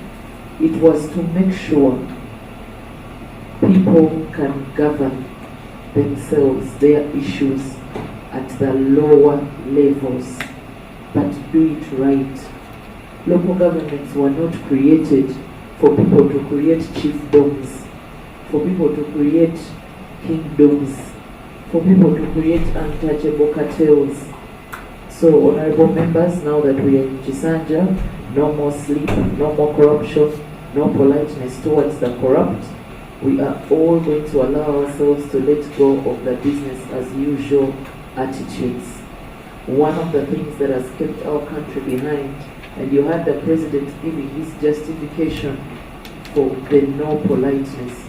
He said every time he would be able to embark on a fight against thieves, we get up. Banyankole caucus, Banyankole Kweterano, Uganda caucus, this caucus, we got tell him, please forgive this thief. This thief was mismanaged. Those semantics are just killing our country. Me, I love dealing with people who mean what they say. And I've told that to my boss himself several times since he's the president. That for me, I am there or not. If it is let's end corruption, let's have zero tolerance to corruption, then let's do that. Hook or crook. So, honorable members, before I give a few remarks, Honorable Chair, I would humbly request, I make this request to the Park Committee, but I would make the same request to you too. I want us to give a special thought to the parish development model. Honorable members, you heard as the PS read out the assistance we need from you in terms of budget increment. He was reading billions, maybe say for the payment of LC1 fees, increment in LC5. But every time we talk parish model, Honorable Galabus is aware, we are talking trillions. Trillions. My honorable brothers and sisters, this country is headed for a time bomb that will lead us in the worst ditch of a leak in our economy if we don't get that money jealousy. That money is being given out and so many wrong characters are infiltrating the parish model system and actually stealing this money from innocent people. I saw the Honorable Wakida telling Parliament and convincing them that I arrested or I ordered for an arrest of a parish chief because they don't live in that parish. That's 100% false. She was arrested because in that parish there are 7 ghost beneficiaries, but among the 7 there is a blind man. His 1 million was taken in his national ID name. The money has never been given to him. Even the national ID was given back to him that day after our intervention. And this connivance was between this parish chief and the LC2 who is still on the run. The parish chiefs, I simply was asking for the parishes I sampled that where you stay. Because, honorable members, for information, the Ministry of Local Government equips the parish chiefs with 100,000 each besides their salary to make sure they reside. They don't have to come from the parish, but they should reside. They must reside in the parish for easy follow-up. Your members of parliament, you know that a member of parliament who lives in the constituency is more likely to deliver, or who has a place there that they periodically go to is more likely to deliver than one who doesn't live there at all. So you find that there's a lot of guidelines being flawed. Someone calls a parish meeting and they call 20 people in an entire parish and they claim that other people didn't come. They are not vigilant. But they don't announce, they don't make announcements. And honorable members, in some of our new guidelines that we share with His Excellency the President, actually we have a meeting about those guidelines tomorrow with the Prime Minister. We want to make the parish meetings as publicized as possible. Before you call a parish meeting, you should really make the announcement. Everybody should know so that people can come and participate in choosing the rightful beneficiaries. People are giving money. That you saw the report. About 900 households have people, about more than 5 people who have received from the same household. So, Honorable Chair, I would humbly request that maybe in your report you could request Parliament, you could add your voice to Park brought in yesterday. I made the request for 3 weeks for all members of Parliament and ministers to go back to our constituencies to specifically monitor service delivery, but with a special emphasis on the parish development model. They actually bought in and said for them they will even suggest 1 month. So if this committee could back them too, it will come a long way in saving our people and achieving the real goal of parish development model, which is having as many people into the money economy. With time, Honorable Chair, you will allow me to share some video evidence with our members of how parish model can change lives. We met a young man, I'll just give one example in a quick 1-2 minutes. We met a young man who had never held a million and he had never slept on a mattress. He used to sleep in something, a cloth where he puts dry grass. When he got PDM, he bought 4 goats and bought a mattress and bed sheets. Now the goats are, I think, are 11. His target is to make 15 goats, sell them, buy a cow, and also pay back the money, because he believes with 15 goats he can get about 2.5 million. So he pays the loan back and also has his cow. And so you understand that the people have their own way of making sure this 1 million can actually change their lives. So I'm humbly requesting you, honorable members, to give PDM a very, very special thought. I want to apologize. Yesterday the speaker told me about the issue of Honorable Wakida, but he told me to be 10 a.m. and 10 a.m. or in a committee. In my thinking, I was thinking the question is going to come up in the committee, and it never came. But we shall manage that in due course. Honorable members, our oversight role is really needed in these districts. Let me tell you something. When you come to Kampala to make these laws, to make these policies, what people are doing in districts is connivance.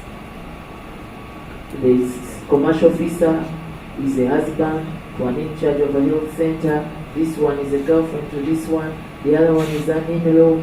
People have littered their relatives in the district service. I'm telling you, these cartels will need our oversight. In Budaka, one of the reasons that we had the district engineer arrested, you can imagine the roads he was showing me, which roads he was just digging up in the days I was there, because the people would tell me, he started digging that road on Tuesday. Tuesday is when I was leaving for Kampala. I think I left Wednesday morning, something like that. Basically when they knew that I'm coming. But the roads that he was digging were for 20, like the other financial year. So he has $1 billion that he has not yet spent. He has this new $1 billion that has come. Somebody is just fidgeting. But the roads are all dead. The health centers, an in-church closes a health center, the ones in the villages, the health center 3s especially. In-churches close these health centers and go away. Their health centers we found with brand new beds. They are those we found abandoned. There is one we found where the area MP had put a padlock, because he said this health center is abandoned. To secure it, let me just put a padlock. Now those are the people that are arrested and then told people to use tribal sentiments, regional sentiments. Why did the minister do this here? I was even told the same Honorable Wakida said if she comes to Chipuku, she will see. I don't go where the president has not told me to go. This is a delegated service. The president was very clear, he needs us to be in the people. I will stick to the rules of engagement as given by him. I will fight corruption without fear of it. So, honorable members, I need you to know that there is a role on your side that is so pivotal. And when we were moving around with Honorable Campania, Honorable Noel, Honorable Moses, they themselves challenged themselves and said, okay, if we could do this more often, even without you ministers, we can actually clean up these places in, a year or two we shall have a functional government. And that was the bottom line for me. They could get it. I need you to get it too, my dears. And I know that when we work together, you do your oversight, we also do our fighting. The PS and his technical team continue to clean up on their side. We shall have a functional government. Ladies and gentlemen, you may blame the PS, you may blame a former minister, you may blame the president. People know what to do. People who are selling medicine know that it's wrong. People who are absconding from duty, we went to Bogdaka Health Center for. where one of those doctors that Mr. Wakida is talking about were arrested. There was one midwife out of 11. But the least paid midwife is earning 4.7 million. They know they are supposed to be on duty. They're not there. She made a statement, they released her. What she did when she had been released is to incite doctors into a strike. So people know the right thing to do. They don't need the PS, they don't need Balaam to bulldoze them. They just refuse to do it. Now that's why we need Chisanja normalcy, no more corruption, bulldoze people, let them do the right thing, or conclude. Thank you so much, Honorable Chair. Thank you so much, Minister of State and our Minister. We're most grateful to have you here again. Colleagues, it's about time for us to be able to make some interventions to the Minister's statements. I will come to you, Honorable. I just wanted to make a few highlights before we pass on. One, the Minister, together with the Permanent Secretary, have been addressing us from two documents. The Minister did well and went through the document that he had step by step, plus even a few additions outside it. He requested the Permanent Secretary to support his presentation by elaborating on the financial performance, projects and priorities. But as you might have noted, the Permanent Secretary, out of courtesy and out of cognizance of time, has had to skip a number of aspects of that particular topic. But that is where the gist of the ministry is. What that tells us is most probably the confines of a meeting room such as this one may not be sufficient for us to be able to delve into the greater detail of what our ministry is about, what its mandate is about, and what are the aspects they expect of us as a committee. Especially so considering that most of the members of Parliament in this committee, Honorable Minister, only 4 members survived. The rest of us, including the chair and his deputy, are new. This is going to be my 3rd term in Parliament, but it is the first time I am in the Committee on Public Service and Local Government. So I am as good as the freshmen and women in Parliament in as far as public service and local government is concerned. So I am sure that a more intensive engagement with the ministry, possibly at some point even off this room, would be important for us to, especially this document. I can tell you that from our understanding, some members of Parliament sometimes just think about ministers of local government about public administration. That is it. They don't pick the aspect of the local economic transformation projects that you are doing now. Sometimes some people get surprised that you are doing roads in some of the districts and local governments. Some people may not even comprehend because they think solar-powered water schemes are about Ministry of Water and Environment and so on and so forth. So there are certain very strategic things that you do that this committee will benefit most, Mr. Honorable Minister, if we are able to interface with you in greater detail.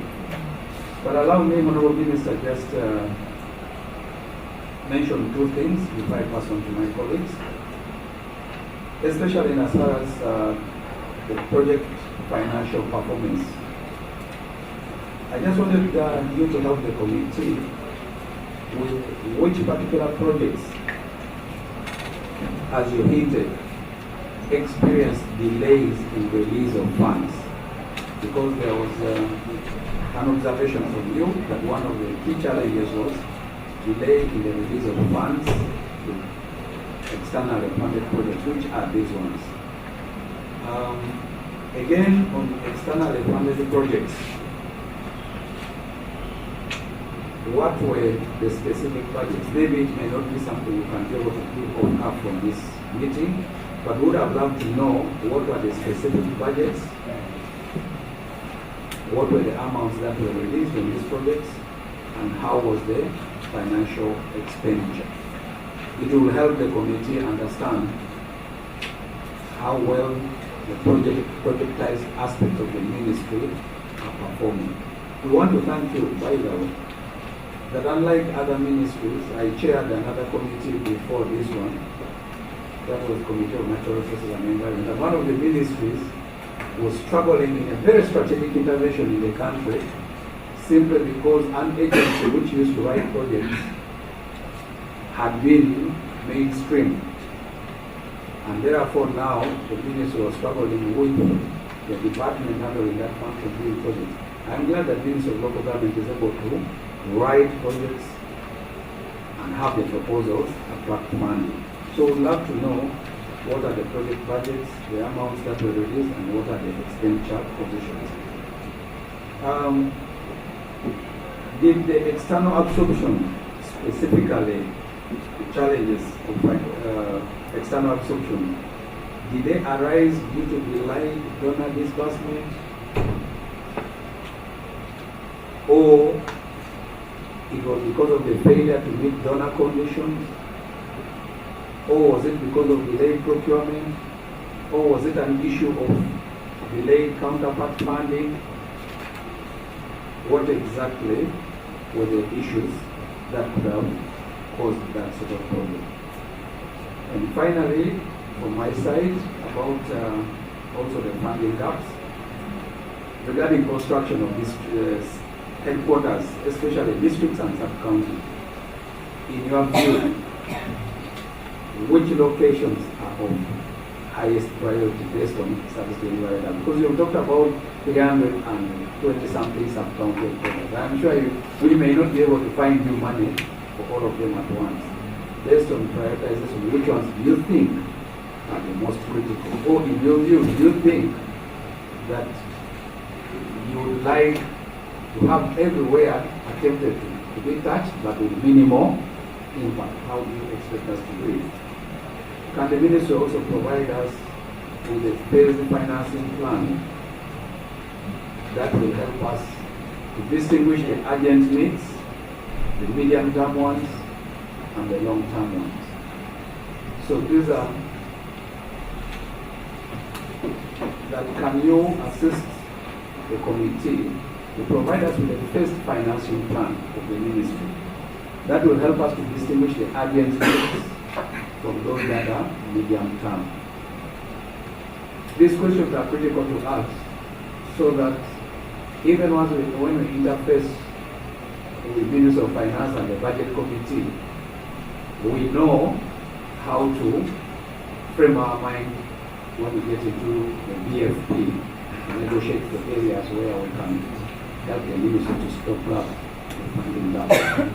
So those are the few that I wanted to bring from my side. I would like to invite the Vice Chairperson just to make one or two of her remarks, then we can invite members to intervene. Honorable Amani, I'll come to you. Yeah, thank you, Chair. I just have a few areas also. One, I want to appreciate what you have done about alcohol. I was actually the seconder of Bailey's bill, and now you have helped me to revise and see how we can bring it up again. But you are talking about 3 years, but for me I was thinking up to 5-6 years, because our working hours as a council stops up to 5 years. So people should first work before they go to drink. We don't only have on ground this many PDM. We have youth fund, women fund, elderly fund, We have a Janikwa, a lot of money. If you go to each district, there's a lot of money that are just vanished and disappeared in the population. I think we shouldn't only zero on PDM. We should equally check on these other monies. I will come in with my comments later. Thank you. Thank you. Outline now. I saw Ibrahim first. Honorable Amanio Gabile, our captain, who is a corner judge the other side. And then we shall have. Okay, let me take 4. That is Ibrahim, Amanio, captain, and. Okay. I'll first come to Sugar, then I'll come. Honorable Chair, that skipped my mind, but I did share some documents with you and the Vice or Minister of Local Government. We have our strategic plan 2025-2026 to 2030. Then we have our service delivery standards for Minister of Local Government 2020 June 2025 edition. Then we have the client charter, Minister of Local Government, that's 2025. So allow to receive them on behalf of the committee, and the other members will also receive.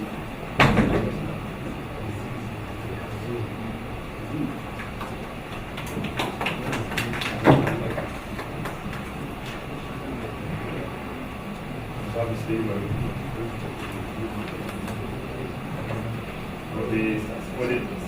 For the deputy,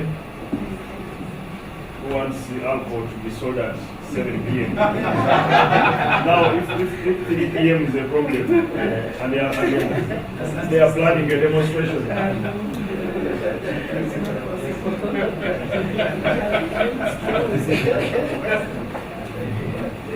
The best here wants to take the minister now.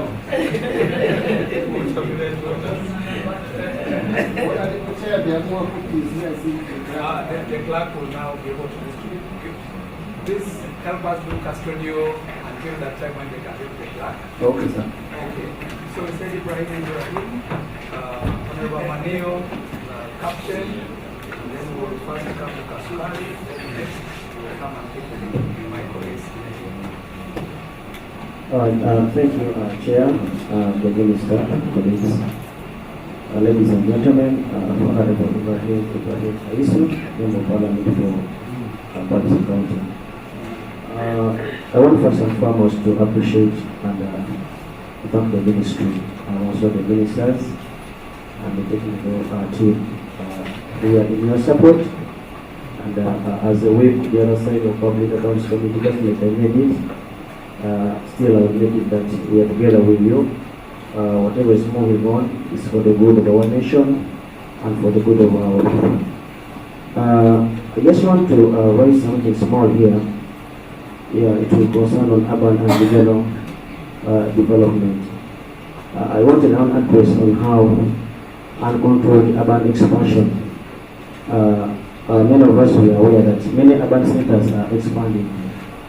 In this expansion of these urban centers, expanding faster than infrastructure, what are the plans for the ministry as far as the urban development is concerned? Number 2, looking at what we are having now, it's as if now we are more of decentralization than centralization. There is a point where you talked of induction and training of the local elected leaders at the local council. Is it possible that the members of parliament also be part of the team that will be inducting the local leaders?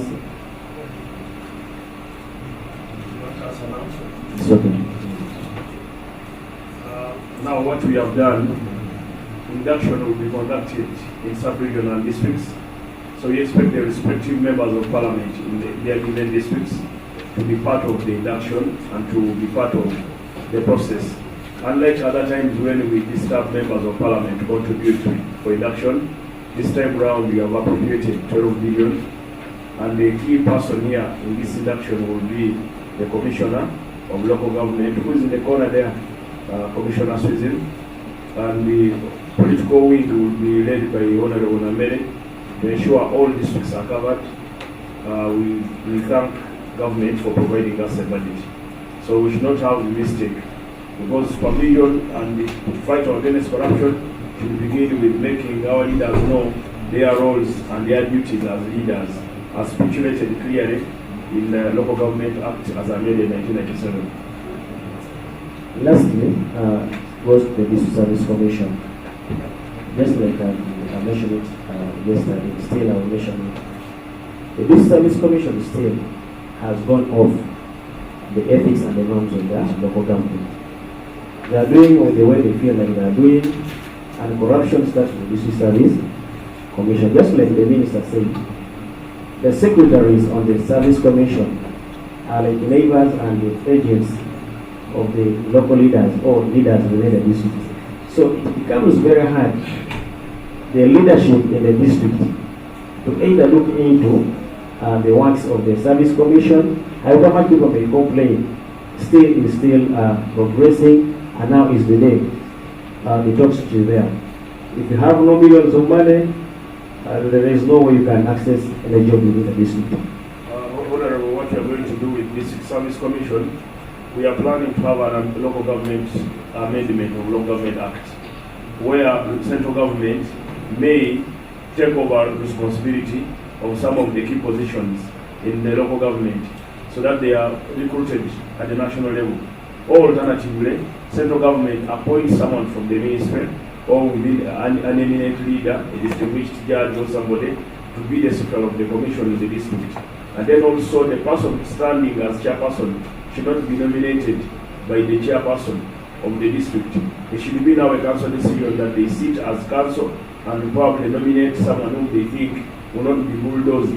And then the independence of the commission, most of the commission, like the Mbale District Commission, the chairman is in charge. The chairman takes over control of the District Service Commission. So they make campaign agents, they are chairpersons. The secretaries, when you fire them, they run to Equal Opportunity Commission. So all these challenges, we are going to have them sorted. The minister should have since we have an overall oversight, then the permanent secretary, as our administrator, top administrator of the ministry, may from time to time be given that mandate to exercise a mandate of removing a secretary or somebody who's not performing his role. And also now we are going to use the neighboring district. If we find one service commission of one district is perfect, then this one can be disbanded or put on the side, and we use the neighboring district to applicants that if someone asks for money, don't say no, say yes. Say, can you give me the number I sent to my brother in Kampala and he's supposed for you money? We shall put money on that number and we shall arrest that person. We shall arrest that person. We are going to clear that thing. Now you have alerted them. Thank you so much. Okay, now, colleagues, I just would like to request your indulgence, you bear with me.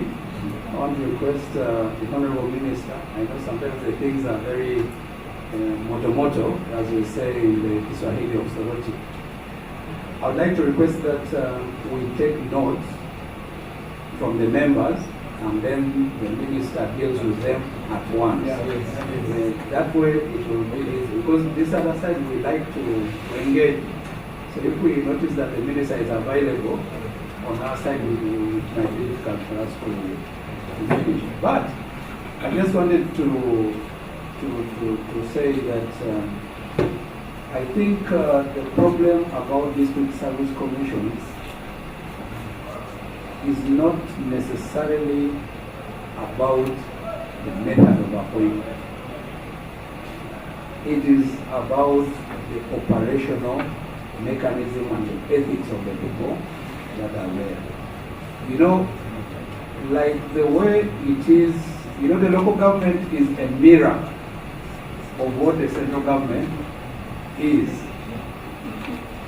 The district chair, just like the president proposes the Public Service Commission, the Health Service Commission, and the like. The district chair proposes the names. district council debates those names, and eventually after reviewing them, probably either recommends or rejects them. We have had situations where ministers are rejected in parliament, it is sent back to the president, and the president goes ahead and proposes probably another person. The key thing is for us to strengthen councils to know that they have a tripartite role with the citizens, the chair and themselves to ensure that the District Service Commission members meet the bill that they are expected to. I also would like to say that probably at committee level it might become difficult for us to say that the permanent secretary is given the mandate to be able to fire or not, because it might give us challenges with checks and balances of exercise of power. But we will come back to that. Ibrahim, have you finished? I have a worry, colleagues, that we want the minister to respond, and it is 18 minutes after 1. I want to request that we run quickly so that we can have opportunity for him to respond, unless we end up in a situation where we have to call back the minister to continue. But for now, Honorable Dravile, I don't know whether it is Honorable Dravile, Manio, or Sheila, or both.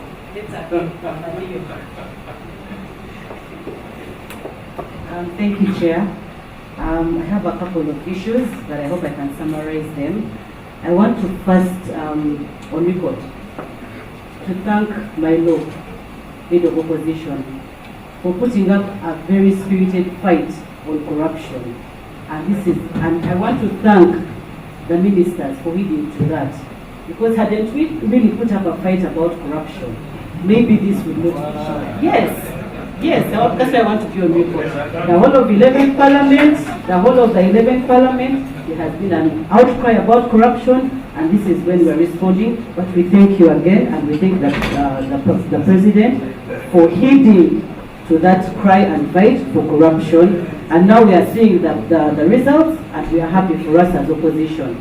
My issue number one, we're happy with fighting with the corruption, but what is the end? What's the end game to this? Are you just going to expose them and there will be no repercussions? Is there a plan to actually recover the losses, the money lost, if we actually quantify it and know that this is the amount of money that we have lost from the roads? If it has been allocated this amount of money and we have got the culprit, are we able to recover that kind of loss? Two, the culprits usually, after some time, as has been the practice, they walk away scotch-free. I don't know what they do, but they walk away. I've been able to, I know of a certain cow who was implicated, and after some time, they appointed them to another district. Is this going to remain the practice that even when you have interdicted someone, you just rotate them to different districts? Because they end up doing the same thing. So my prayer is, why don't we take on the private sector kind of practice? If you have been interdicted, you are blacklisted, you are exposed in the newspapers, and will have nobody will be able to recruit you in any government agency. I think that would be a very good added onto curbing corruption, because nobody will be able to fight. If the repercussion is that harsh, then there will be no government officer to be able to practice corruption. Because for a very long time, we're not technical people, are the people who are behind this corruption. The other issue, Chair, you have mentioned it, I had an issue of service commission. Me as a representative of Mukono district, we've had no service commission for now 6 years, but because of the proactive ministers, they sorted the issues out. And now they have appointed, in fact I was supposed to report it on the floor, but when I went there to really follow up, the next phone call I got, we have handled the issue and have arrested the person who ate the money. My other issue, Minister and Chair, I think the Minister is the one who was reporting about the delays in disbursement of monies to the local governments. I think MPs will experience this. Our local governments delay to get money. And when they get the money, it's at the tail end of the accounting cycle. Before we know it, the money has gone back, they have taken it back. I asked, does this money come back at a certain time? They said, yeah, it comes back, but still those delays. Maybe in these delays is where they're able to play games and end up fixing things. They become creative. So I don't know, Minister, how you can engage Ministry of Finance. I know they had promised to be more efficient in dispersing monies to local governments. Because work delays, procurement delays, everything delays. And that's why you see there's a bit of a stall on service delivery because of no funding. The other issue is a composition of PAC local government in our districts. So I happen to be an opposition leader, and all the councillors probably are from NRM. Who is going to oversee? How are they going to oversee themselves? I don't know if it makes sense, members. Thank you. The other one is the roads committee. Honorable Minister, the roads committee faces a challenge of the nature of our roads. First of all, is bad because the roads in the districts majorly are maram and that kind of terrain. There's a lot of mechanical breakdown as they carry out on their things. So we find that 1 billion that is allocated, they end up spending a certain amount of money on maintenance. So we don't actually use the 1 billion. I'm praying that you look into it. I may not be explaining it well on the microphone, but look into it. The use of the 1 billion is not exactly what they use. Lastly, you say you're not explaining it right on the microphone. Do you want to explain it in privacy? Yeah, in privacy. Okay. Anyway, I want to wrap up. The roads committee, yes, I've talked about it. Then Mukono district specifically, we have an issue of an incomplete headquarters. One, it's unique in nature that there is a conflict between Uganda that gave us the land. There's a conflict of ownership. I don't know how you're going to handle it because I side with Uganda, but I also want local governments to have premises. Honorable Minister, as you look into it, please pay more attention to it because there's a big conflict between Uganda and local government. So the ownership is hanging, it's in balance. So we have no structure, it's incomplete. Then, okay, finally, we have a couple of 10 lower local governments that don't have administrative headquarters. I will maybe say them quickly, Setanamuganga, Patam. Maybe I'll hand over the names to you. No, they are part of the 325. They're part of 325? Yes. The minister's spears when he was elected. Then finally, we don't have a market. We are the only district that doesn't have a government market. And yet, in the commissioner's report, I heard him say they did a trade order, they carried out the trade order instruction. Yes, our people are affected, but we have no market. Mukono has no market. So my question is, Chair, you asked we should list the delayed projects that were externally funded. I think that's one of the projects that is externally funded. We don't know when it's going to begin. I shall do something for you, Honorable. Have you concluded? Because you Yeah, know we are at 1:30. Your colleagues have not got the opportunity. Thank you. I want to respectfully say that I'm done. I am also going to request the minister to grant the Honorable Amanio an opportunity at Workers' House.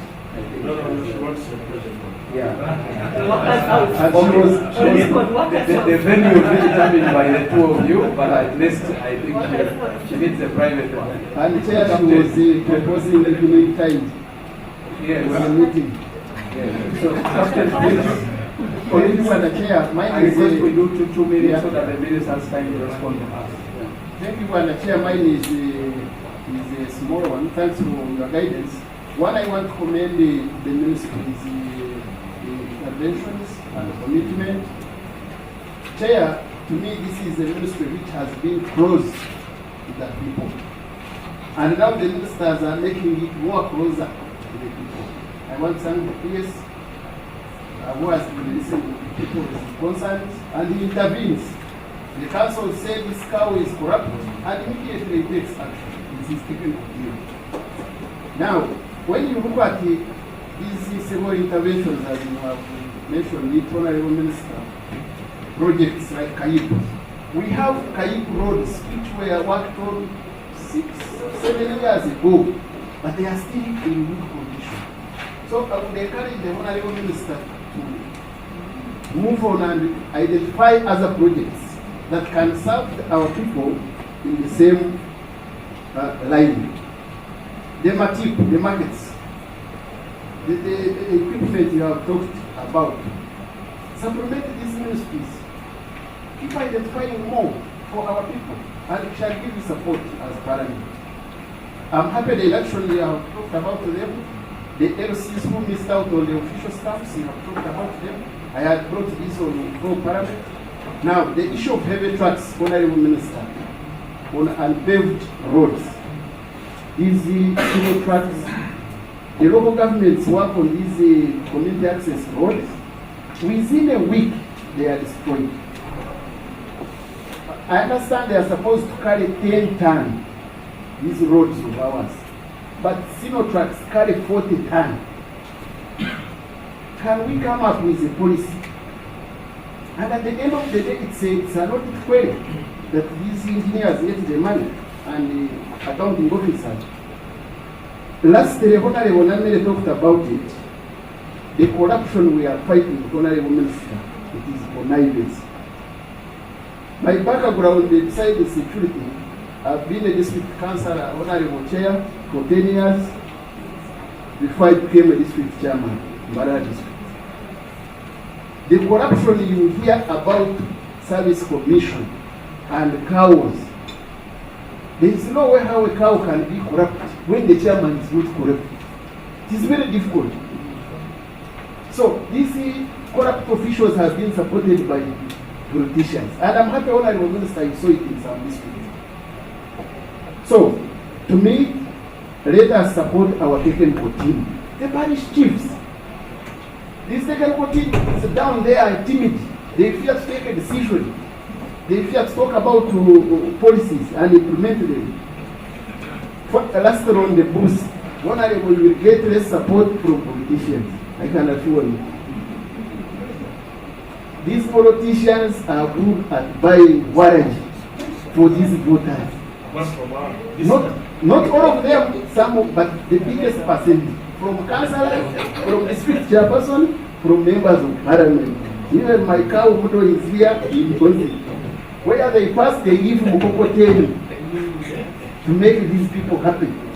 So let us encourage our technical team, and they implement this. It's a very good policy. I thank you. Chair, thank you. Yes, Thank you, Chair. Thank you, Chair, and the Honorable Minister. Thank you, Chair, and the Honorable Minister.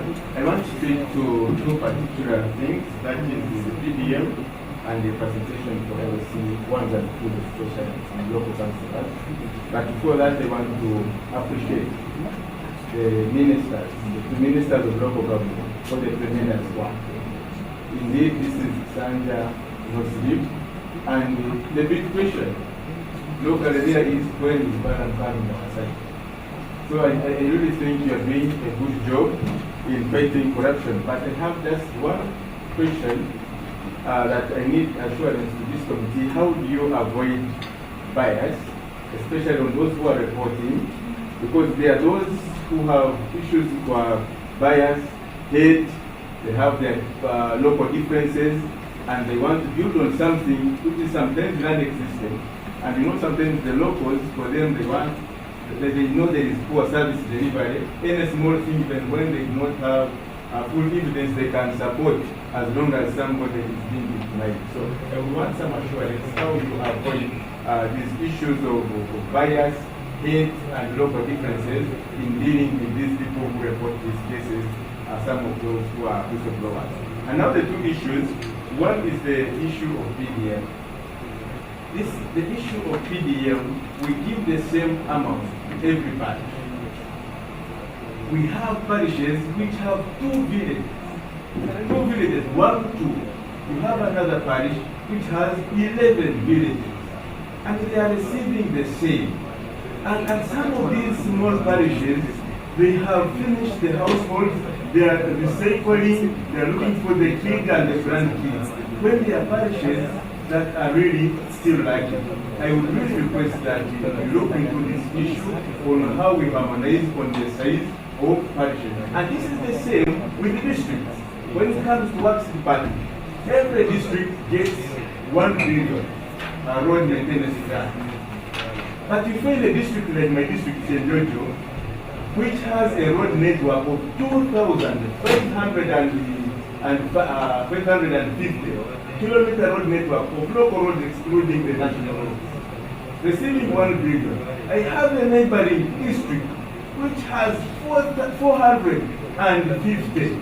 That is 6 times, that is more than 6, about 8 times smaller, but both of them are receiving the same.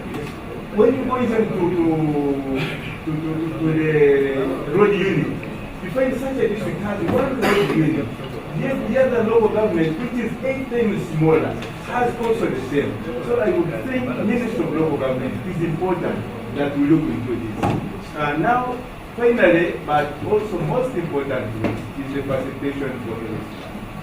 If we are fighting this corruption, Honorable Minister, we are going to fight it as a team. Let these people also be facilitated. The 10,000 that we are talking about. One of the areas where the minister is asking we, the committee, to help him is to provide him with money. Yes, and to remunerate local leaders. Yes, and perhaps so now I bring your colleague members that let us support this wholeheartedly, because this is something that we need.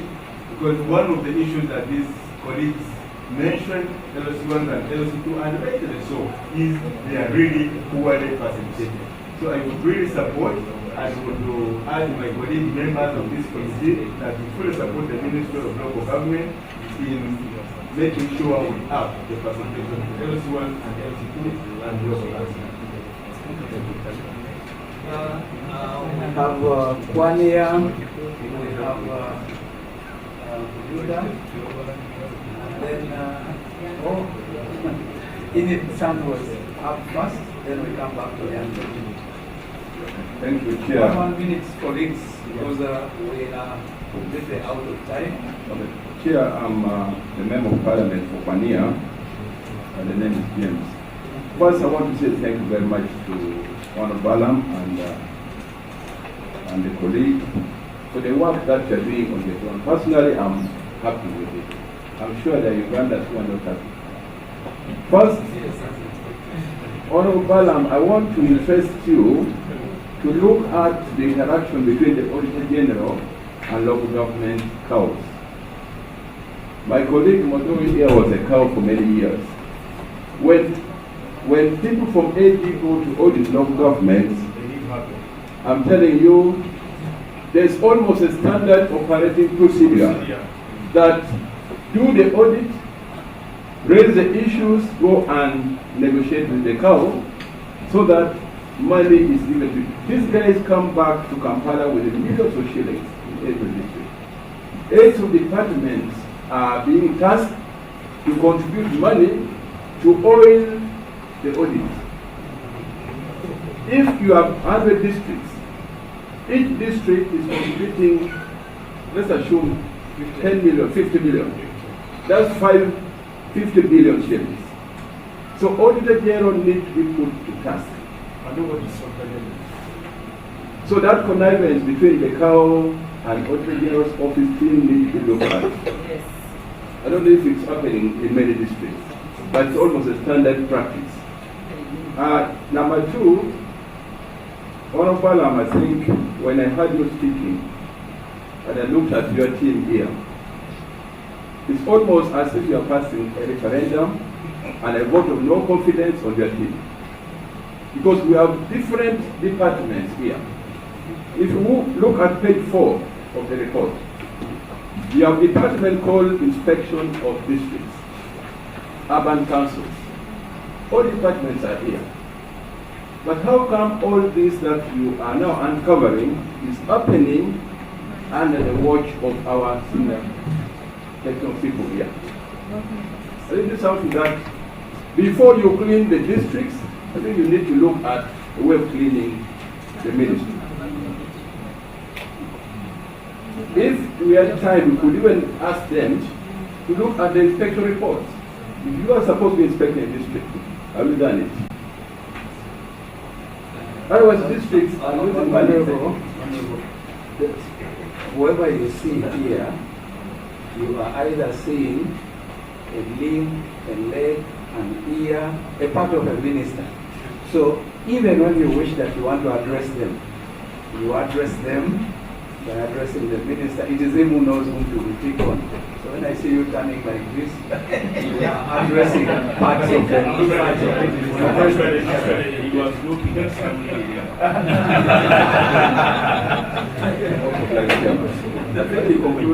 I just want to say something needs to be done to clean this out. Regarding PDM, Honorable Balaam, I think there's also a challenge. My colleague talked about parishes that have their land. We engaged you one time on this matter, that my area, Pania, has a parish that has 20 villages, one parish. I also have a parish that has only 4 or 5 villages. A parish that has 20 villages is going to take almost 30 years for beneficiaries to get PDM funding. So we need to look at the formula. Thank you. Please, colleagues, I request once again, we are addressing the minister, please. If he so wishes, he will appoint any other person from his team to assist him respond. Yes, First Chair and Minister, I started off by appreciating that invitation. I've been the only surviving member here now. They were, I think I'm alone. Oh yeah, but as of now. Yes. So we are very conversant about some of these issues. And I want to thank the minister. The minister brings out issues. And when I mean the ministry, speaks like a real citizen, a patriot. He says things which are actually happening. He's like my father in Uruda, saying what's going on. So he has his park, not local government, but the whole government. That hey, you have been sleeping. And let's not criticize it, my colleagues from the government. Let's not call it an NRM. It is a government call. Why is it that this ministry is now? Because people are frustrated. They see where is the way out, and they now see the way is getting out. And it's not new, I must say this. I sit on public accounts committee. There is total robbery. Leave local government. There is total robbery. Just yesterday, you know, about so many thousands of stocks of very organs disappearing. Like that. So he brings in a culture that we must look at and review our governance system. Therefore, it brings to a point where for appreciation for the ministry. They have worked and they are working at a very tight corridor of naval resources and so on. Like PDM, which we must focus on, I must appreciate. But two things which I must make a request. That colleagues, we made a request to review decentralization policy. And somehow it has been frustrated. It's mentioned here. Let's review decentralization, like nothing that the government is saying. There was a reason why when NRM became in power, why they went for decentralization. It was to take power to the people, to analyze, address the local problems on site. I was a cow by then, appointed by the district. But because they were fighting this, we were decentralized. So you have no control over the cow anymore. It's part of the same. So let's review decentralization and build institutions of decentralization. That's number one. Number two, The ministry should not be seen to be working in isolation. There are other ministries which are actually intertwined. So they will have to go back and talk the language of how to deal with those issues. And finally, so it's a question which we brought an awareness that this meeting was like, no me, no you. So we should have a bigger meeting so that we really audit some of the issues with the PSRC. We also audit that after they now call it Balaam, they call it Balaam issue. No, it is a national issue. We are also calling it because it's Tagima. When I went with Africa Camps Committee in one district, they told towards you, they all ran away. That traumatizing how we go to address it. So that it will bring conflict. Thank you so much. Thank you so much. And thank you for giving me that so much time. Yeah, just so you know, the minister has already made this issue an inter-ministry, inter-agency issue. Like he told you, I was lucky to have been invited by himself to make a presentation at that symposium. And we found there everyone that is involved in the anti-corruption fight. So I think it's really, yes, everyone was there, including some ministers that had not thought to be involved in it. He had invited everyone. So shall we have it and then the Antonde? Thank you, Chair. Honorable Minister, I would like to join others to thank you for auditing districts, exposing those projects, and taking action against corrupt officers. My request, I have been a teacher, I'm a retired teacher, I asked for early retirement. My request is that you handle public servants well. You can punish the thieves, but support the honest people who are serving our people. And maybe this is for the PS. In the last 5 years, you implemented the rationalization policy where several agencies were merged into mainstream ministries. One of the justifications given is that these semi-autonomous agencies that you merged were awarding themselves huge salaries, which often demoralized the other public servants cadres at the same level. To date, we don't have a uniform salary structure across government. A driver in Kawale, local government, earns a different salary from a driver in Victoria University or at Parliament or URA or any other agency. When do you intend to review our salary structure so that cadre of the same level and the same pay across government? Another question is about staffing and institutional functionality. Have staffing structures for cities, municipalities, and town councils been reviewed to reflect the increasing population and arising from rapid urbanization? Then what is the current vacancy rate across urban local governments, and what are the most critical cadres that remain unfilled? Thank you.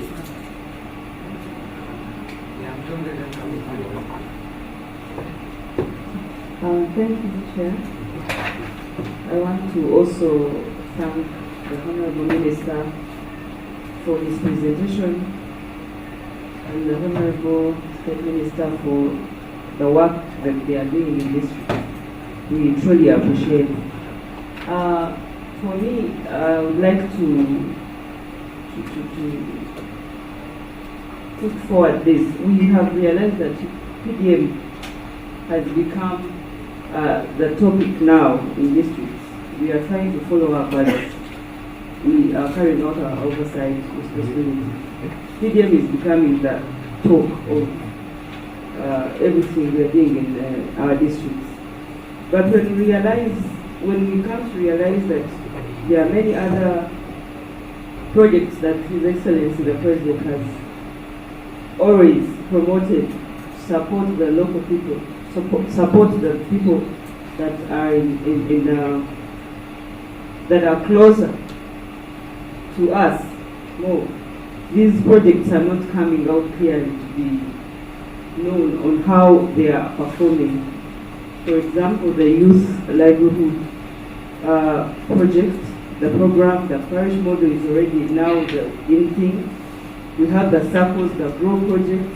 All these other projects are meant to support people that we are trying to help come out of this problem.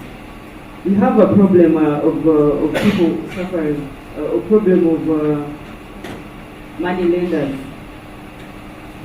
Many of our locals have engaged in borrowing money from different money lenders, or these other money lending shops, if I may say. And these things are continuing. So each time this PDM money comes, the first thing they think of, some of them, is to clear up those loans, and they continue running around. We are trying to do sensitization. We are trying to see how we can promote lessons to show how these people are supposed to be using their money, but it's still a big challenge right now. I don't know if the ministry has any plan on sensitizing communities on how to utilize all these projects, not only the PDM, but also the other projects that are there to support them. Thank you.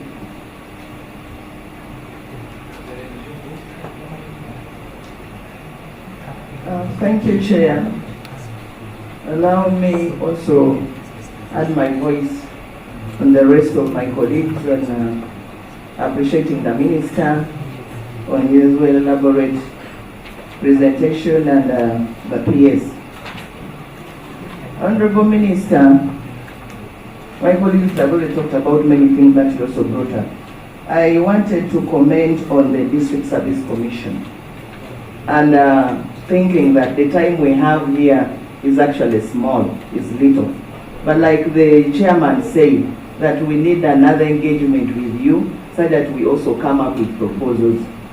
My experience as a former RDC is that the District Service Commission is actually the breeding bed for corruption. Because if I have to pay for a job, then as I get that job, I must look for the money to pay. People sell land, people borrow a lot of money. So immediately I start working, I should also be planning now, whom should I get a bribe from so that I can pay back this money. Then the other thing is the 1 billion. You know, when we talk about the 1 billion, it is too big. But when you get down, you find that in this 1 billion, we don't have money for periodic maintenance. There is no money for mechanized routine maintenance, even the repairs for the equipment. That brings me to the point of how we repair this equipment. A whole region, when our equipment breaks down in Kabirimaido, we must bring it to Jinja. When equipment breaks down in Moroto, it must go to Gulu. And the equipment can actually stay there for 4 years. And while this is happening, no works can be done at the district. And when we go monitoring, we will accuse these people for doing nothing, but the equipments are broken down. Let me also add my voice on the parish development model. If we are to go now and do monitoring on the parish development model as members of parliament, I personally have parishes I cannot reach, because when the president came to Kabirimaido, for example, in a parish like Swagire, which has almost 18, actually it has 18 villages, but even those 18 can be divided into 2. He pronounced that the larger parishes will get more money. So I don't know what you will tell us about that. Then 2, as we talk about this government program, there is restocking in Teso, Acholi and Nango. I have just come from the constituency, and the leaders, the parish leaders and the village leaders met me saying people are going to kill them on the criteria of selection. You have 18 villages in a parish, but you're told to choose 8 people from those 18 villages. Now you will choose 1 person in a village. People ask, how did you reach that 1 person in a village? let alone in the parish. So they were requesting that you do the thing from up there. If you can have a raffle, then just send a name. That is it. Because now when the LOC one says so and so has been identified, whatever criteria they use, because they have even tried to say, okay, let's go for the oldest person in this village, maybe the one who has not got PDM, has never got anything, but the person could easily be either your in-law, who you, whatever. They will say it is because this person is related to Galamzi, that is why the person got the money. So there is that outcry. As I finish, I also pray that committee, let's support the ministry and we get money for the local leaders. But as we get this money for local leaders, let the RDC salaries also be increased, because they monitor these people, but they get little. How do you monitor a cow who is earning more than you? No, Jane, that is presidential affairs, but it's already a matter dealt with. Thank you. RDC is under presidential affairs and it's already dealt with. I think if you're finished, I'd like the shadow minister to look at your watch. You only have 7 minutes again. It's a pity that when you're a minister, you speak last. So you just have to endure that the time is short. Thanks to Mr. Chairperson, honorable colleagues. I want to also to send a token of appreciation to the two ministers we have here for this initiative of combating corruption in our country. Mr. Chairperson, I want also to remind the honorable ministers that this country is kind of big. I think the only way to keep this fight continuing, they should at least remind the organs which are created to fight corruption or to do monitoring and supervision, the likes of officers of RDCs and DSOs to do their work. For example, in my district, we have over 9 RDCs and we have DSO and DSOs attached to sub-counties. But you find themselves interested in other areas like land grabbing issues, and they leave the very sensitive matters in the district.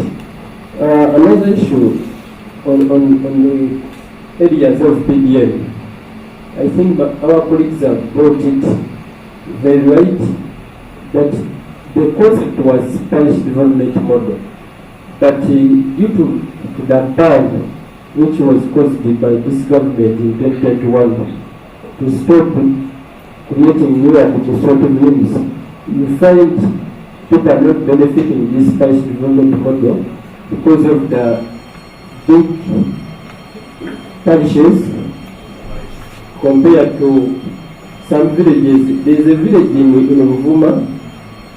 It is a parish in Ruvuma with one village in the Ruvuma district. But you find other parishes with 20 villages, 14 villages. But I think, Mr. Garamzi, we should come up with another concept from a parish development model to a village development model. Because it is going to bring up the real concept. Because at the end we need all Ugandans to benefit. But few people are benefiting because of the concept of parish development model. Another issue, Mr. Chairperson, on issue of salary disparities. For example, the LCFL chairpersons, this issue has been for years. For instance, Mr. Balaam, this chairperson are earning 1.7 take home. Honorable Minister, this chairperson are earning 1.7 million. That is take home. Whereas chief administrative officer, they are earning 12.7. Before that is growth. And it is now another issue which is also taking the other side of technical officers versus technical officers. You find the inspector of school earning 600,000, whereas the AD teacher earns 1.2 million. So there is that kind of mess when it comes to salary structures. We need to come up with a clear system where we can see the supervisors feel like they are supervising those people. I think submit. Colleagues, I would like to request my vice I know she wanted to come back, but just want to raise one issue, then you hand it up to the minister. Thank you, Chair. On the legislative program for financial year 2026-2027, the Ministry of Local Government has to produce one bill, the amendment of the Local Government Act. Is the minister in position to give a status of the bill? If not, I was suggesting, Chair, all these responses can be reduced into writing, and we get them late after this meeting. Two, Mr. PLS, through you, Chair and Honorable Minister, this gaming and betting, there is a legislation within which people can bet. But you can go to my village. By the way, I'm the most rural member of parliament. But if you find people betting in my village, what comes in your mind? It's from bad to worse. And to you media, for me, I don't mind to be publicized that I want alcohol to start at least from 7. Because you find people in Telego, you think these are elderly people, just because their faces and cheeks have swollen because of alcohol consumption. If you don't help me, I will lose all my voters. Now, who will vote for me? So, we really need to fight alcohol. If we don't, we cannot become economically productive. PDM money is drunk off. And lastly, Honorable Minister, just lastly, with due respect to you, yes, I want to say me and my chair will be a lieutenant and my colleagues to say that you get enough resources. We are going to fight and see that we get you money so that work, which is for the backbone of this country, is well done. But what is so annoying and embarrassing, look at the two ministers. How much have they done with the little money they have? Did you ask for more extra money? If you go to local government, I have done Midco camp twice. I go to the community every year. I round the community. I round Telego every year. I go home by home. If you ask local government staff, people want to work on allowances. Local government stop to working on their salary. What is your salary doing, by the way? Are you paid? The inspectors, this urban development, urban somebody. Are you seeing the mess in the emerging trading centers? We have Kavera problem. It has to take the Prime Minister to talk about Kavera. Honorable Minister, honestly, are you leading human beings or there is a problem here? So we shall start from up here. Fish starts rotting from where? The head. If the head has become the tail, then we cut off the head. I'm very aggrieved if, by the way, we should start sweeping from inside the house, not from the compound. We did a meeting with you people where heads must rot. I've never been in a local government committee. It's my first time, like Honorable Chair. Share my difference with you. I was in the district local government for 15 years. One time I was a speaker, I was a secretary. So all over, all the ministries of this country, there is a problem. You find they give a project, then you assign people to go and implement from the headquarters. And what you people go to implement is shocking. That this is the ministry standards. What standard is this? You are the ones misleading our people. There's a bridge in Telego. When my chairman said, complained about this bridge, I want to be on record. Ministry team went. They said, yours is better. Chairman, they go to it where it works. These are your Honorable Minister, please, I welcome you. The time has just saved us from Honorable Viga. Or is it Honorable Viga that has been saved from us? Honorable Minister, please. I want to thank all of you, honorable colleagues, and Chair and Deputy Chair, for giving us time today. Most of the issues raised need even a whole day to discuss. I've told the permanent secretary, I've made a deal with Tate Day, and we get out of this parliament compound as a committee. We sit and brainstorm, and even we can go through the local government amendment act together as a committee, because the committee has no opposition and the NRM. So we can have this and it becomes a shared responsibility. I wouldn't even mind having also park, but the one of Honorable Nambozo join, so that we have two committees and minister and our team together. We sit in a hotel in Entere for 2 days and we come up with, we streamline our operations and see how to attack. The closing ceremony, we invite the speaker or the deputy speaker to come and address us. The problem, the deputy speaker and speaker both come from the rural community. So the challenges affecting Telego are affecting Tororo, they are affecting everywhere. So most of the things mentioned, roads, the fund is managed at the district. The mandate is at the district and members of parliament. Most of the time you are members of the roads committee. The ministry has nothing apart from receiving accountability returns that we made a road where you have signed and it is sent to the minister, Honorable Kumanya, to keep. The conflict of Uganda Land Board, Honorable Shalgona, MP of Mukono, and it's not only in Mukono, even in Masaka district. Uganda is assuming ownership of that land where the sub-county is, where the district headquarters is. So either we go to court or we interpret the law.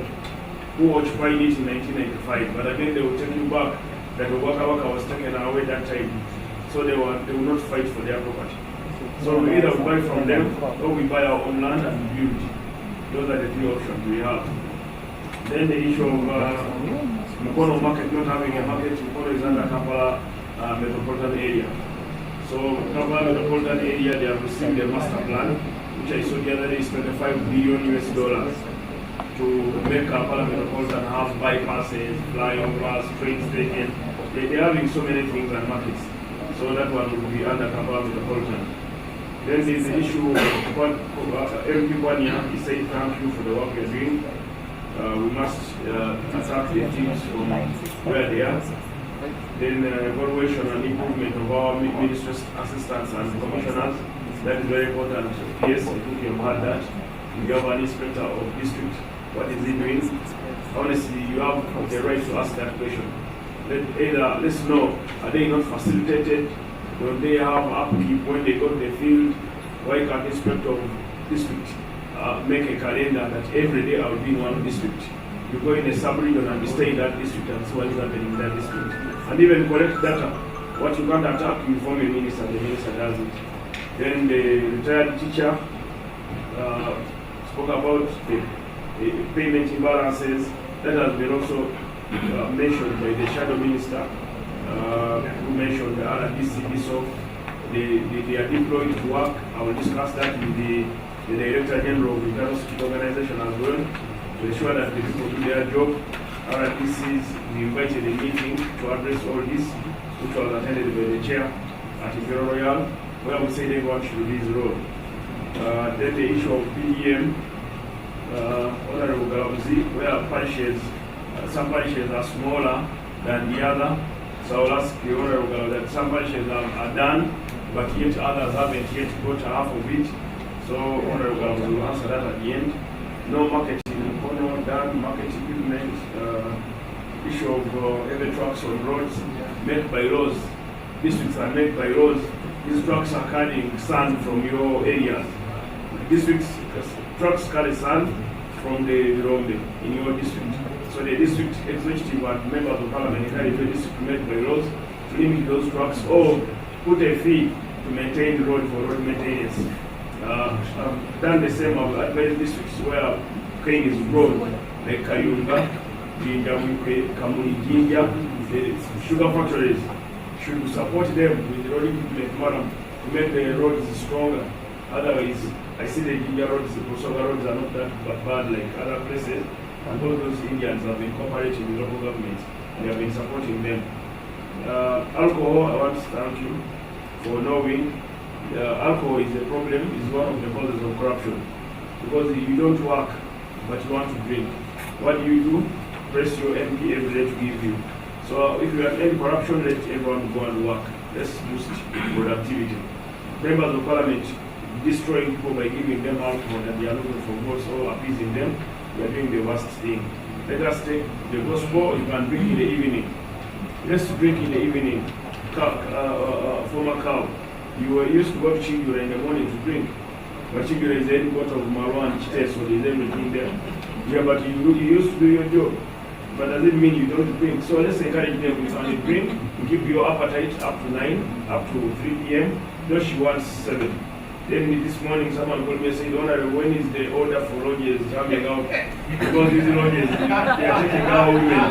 They are taking our women. They said, Honorable.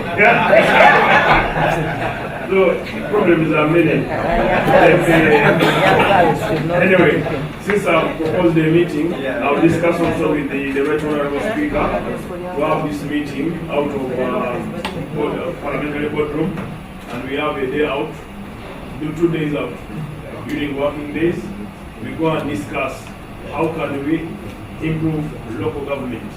You are the members of parliament. Why should we think for you? Yes, tell us what your people want. Tell us what you want us to do. So, Honorable Galabuzi, use 2 minutes or 3 minutes so that we can go to the house. You have invited us to the house. Thank you very much, Honorable Minister and Chair. I will not even use all the 3 minutes, so 2 minutes. Like you said and advised that we shall have a day, because there's a lot I have to talk about PPM. But a very quick response to the concerns, because they have come from 3 members. I want you to rest assured that we have a buffet of options, all very scientific, to sort out that issue. We have an algorithm and a formula that we have formulated based on number of households, poverty status, urban status, development levels, and all that is very scientific, and we are waiting for cabinet to pronounce on which option we will go, because it has political connotations around it, of course. So I want to assure members that we have already worked on that, and very soon it will be coming out. Thank you. Honorable Chair, just one thing. One of the honorable members asked something very important. She said punish the thieves, but also encourage those who are doing well. We are, yes, it's very important. We are doing that, Honorable Chair. Actually, some of the medical workers that we have gotten very good reviews about them from the public, we have written to the Ministry of Education and even to the President. Some of them want to further their education. Then there are those that have been working well but overwhelmed. In Gulu, he has told me he was able to send at the health center extra 2 midwives to assist the sister we found there who was doing very good work. Some of them, the senior minister or myself, we have directed for more wards, better toilets, to help support those. Some houses for the midwives have been renovated so they can sleep near the areas of work. Some have been very good employees but acting. Someone tells you I've been acting for 6 years. If they are doing a good job, planners and what we are intervening as we put the things where things belong, we are really supporting those who are doing well and celebrating them. Thank you. I would like to thank you, Honorable Minister, Honorable Balaam, together with your colleague, Honorable Nelson Namere, and all your technical teams for this engagement. I just want to conclude with one thing. I shared with my deputy chair, and I was asking her if this is something that we need to have a conversation about or not. It may be valid or it may not be. I don't know whether there is evidence to it. But it's a video clip shared on social media about one of the suspected culprits of corruption at Yiki Secondary School. I believe that even when we exercise these interventions, we must exercise them with dignity in the public service. The gentleman, I think he's a teacher or a teacher, I could see this video. He was fixed under, under the carriage of a pickup, and in the presence and the cheer of other community people and the children. There were two teachers who had not been teaching for 3 years, science teachers. Yes, I get you. What I just wanted to say, I am personally a former public servant. I was in the Ministry of Public Service Commission, Parliamentary Commission, and seconded to the Parliament of South Sudan for 15 years, and then I became a politician. I know that we can still achieve these things, but we must restrain the security people from exercising excesses.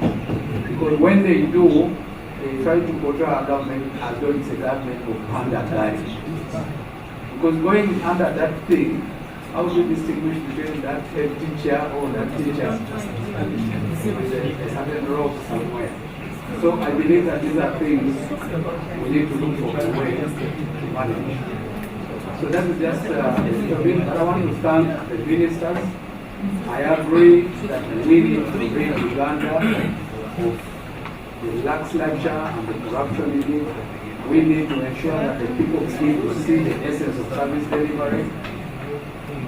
But all this we must do without necessarily getting away from the tenets of the public service regulations, the standing orders, and other regulations that govern the service in the country.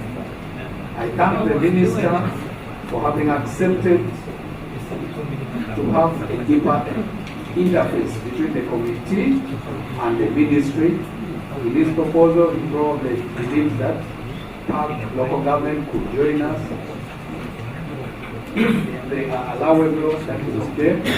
Should they have a station, they are not a policy committee. For us as a policy committee, there is no way we can support the ministry if we don't understand the workings of the ministry in detail. So we are well disposed to your proposal, Honorable Minister. Once you're ready, you let us know. I want to appreciate all of you, honorable colleagues, our 2 ministers that are here, the PS, together with all his technical team, the 4th estate, for a day well spent discussing on behalf of Uganda. May God bless you. Meeting is adjourned. Thank you.